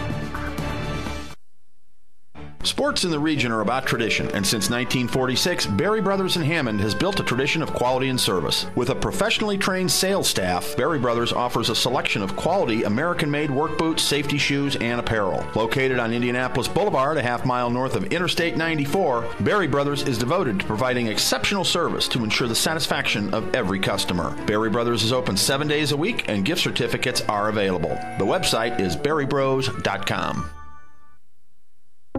Your local Chicagoland and Northwest Indiana Chevy dealers are proud to be contributing members of the community here in Northwest Indiana. Your local Chevy dealers also pride themselves on their commitment to help you find a vehicle of your choice at a Chevy dealer near you. Our website is ChevyDriveChicago.com. Once again, that's ChevyDriveChicago.com. We look forward to serving you. Chevy runs deep.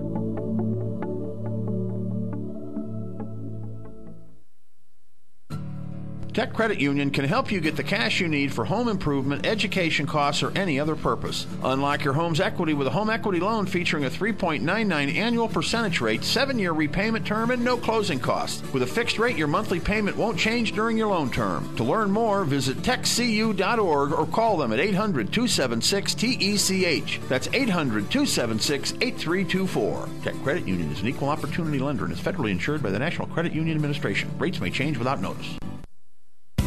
At the Crowell Companies, our customers are more than just numbers on a ledger or anonymous people who sign up online. Our customers are the families we see at the ball fields, the grocery store, and all around the community. That's because for nearly 50 years, the Crowell Companies have been part of the community right here in Northwest Indiana, offering personalized custom services that only a local company can provide. For home, auto, and business insurance, it's the Crowell Companies, 923-2131. And online at crowellinsurance.com. The Crowell Companies, home of the insurance superheroes. For great Region Sports Network content all week long, like us on Facebook at facebook.com/regionsports or follow us on Twitter at twitter.com/theRSN. You're listening to Chevy Dealer Game Night on the Region Sports Network, presented by your Chicagoland and Northwest Indiana Chevy Dealers Chevrolet, the talk of the town. Along with Jay Simmons, Jerry Siska back at Viking Field in Valparaiso, where tonight Valpo improves to 5-2 on the season. They're now winners of 4 straight, and they have improved in the conference to 4-1. They beat Merrillville 40-14. Merrillville sees their 4-game winning streak snap. They fall to 4-3, and that is their first loss in conference play. As we mentioned just a few minutes ago, the blue-collar player of the game, underwritten by Berry Brothers, that was Jared Smolar, the kicker for Valparaiso, and the Crowell Companies Lantern Man Superhero of the game, underwritten by Crowell Companies. That award went to Valparaiso running back Bryce Crook. Jay, any final thoughts? Well, as the season progresses here, I think it looks like Valparaiso is putting the pieces together to having a great season. So let's see if they can continue with it. Merrillville's got to put the pieces back together after tonight's game. Well, defensively, they just did not look solid at all. Valparaiso goes to Portage next week. Merrillville goes to Lake Central. Region Sports Network coverage of high school football, 90.5 FM, WRTW, and on the internet at regionsports.com. Underwritten by your Chicagoland and Northwest Indiana Chevy Dealers, the Crowell Companies, Berry Brothers, Strack and Van Til, McShane's, Christensen Chevrolet in Highland, Tech Credit Union, Langle's Pizza in Highland, the Concussion Clinics at Community Hospital in Munster, St. Mary Medical Center in Hobart, and Valparaiso Health Center in Valpo, Herb and Chris Hoagie of Remax Realty in Munster, United Federal Credit Union, Randall K. Miss Accounting Group, Morris Baseball and Softball Center, State Farm agents Bob Reese at Crown Point, and Rich Allenbaugh in Highland, Jack's Warehouse, Buffalo Wild Wings, Storage King, Network Heating and Cooling, and Misprint in Munster and Hammond. Some credits to roll before we get out of here. We want to tell you that the management team of the Region Sports Network is Chris Ramirez, our executive producer. Chief engineer is Mike Bonaventura, and our coordinating producer is Nathan Laird. The RSN game producer tonight, Nick Russ. Great job on the dials there back at the studio, Nick. The station manager at WRTW, Jody McManus. Special thanks to Herb Hoffer, the athletic director here at Valparaiso High School, as well as Dave Coyle and Brad Cease, the head coaches of Valpo and Merrillville, respectively, for all of their help getting everything together for tonight's broadcast. Finally, thanks to you, the listeners of 90.5 FM, WRTW, and RegionSports.com for spending some of your Friday night with us, enjoying high school football right here on the Region Sports Network. Don't go anywhere. The Region Football Wrap-Up Show next. It's on to 11 with Chris and Nathan. It's going to be an interesting wrap-up show tonight, isn't it? It certainly will. Have a great weekend, Jay. You too, we'll see you next Friday night.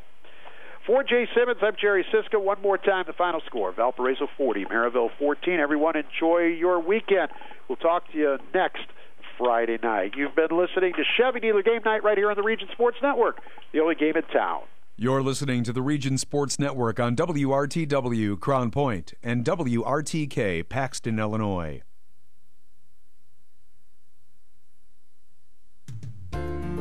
Tonight's game is underwritten in part by Langle's Pizza.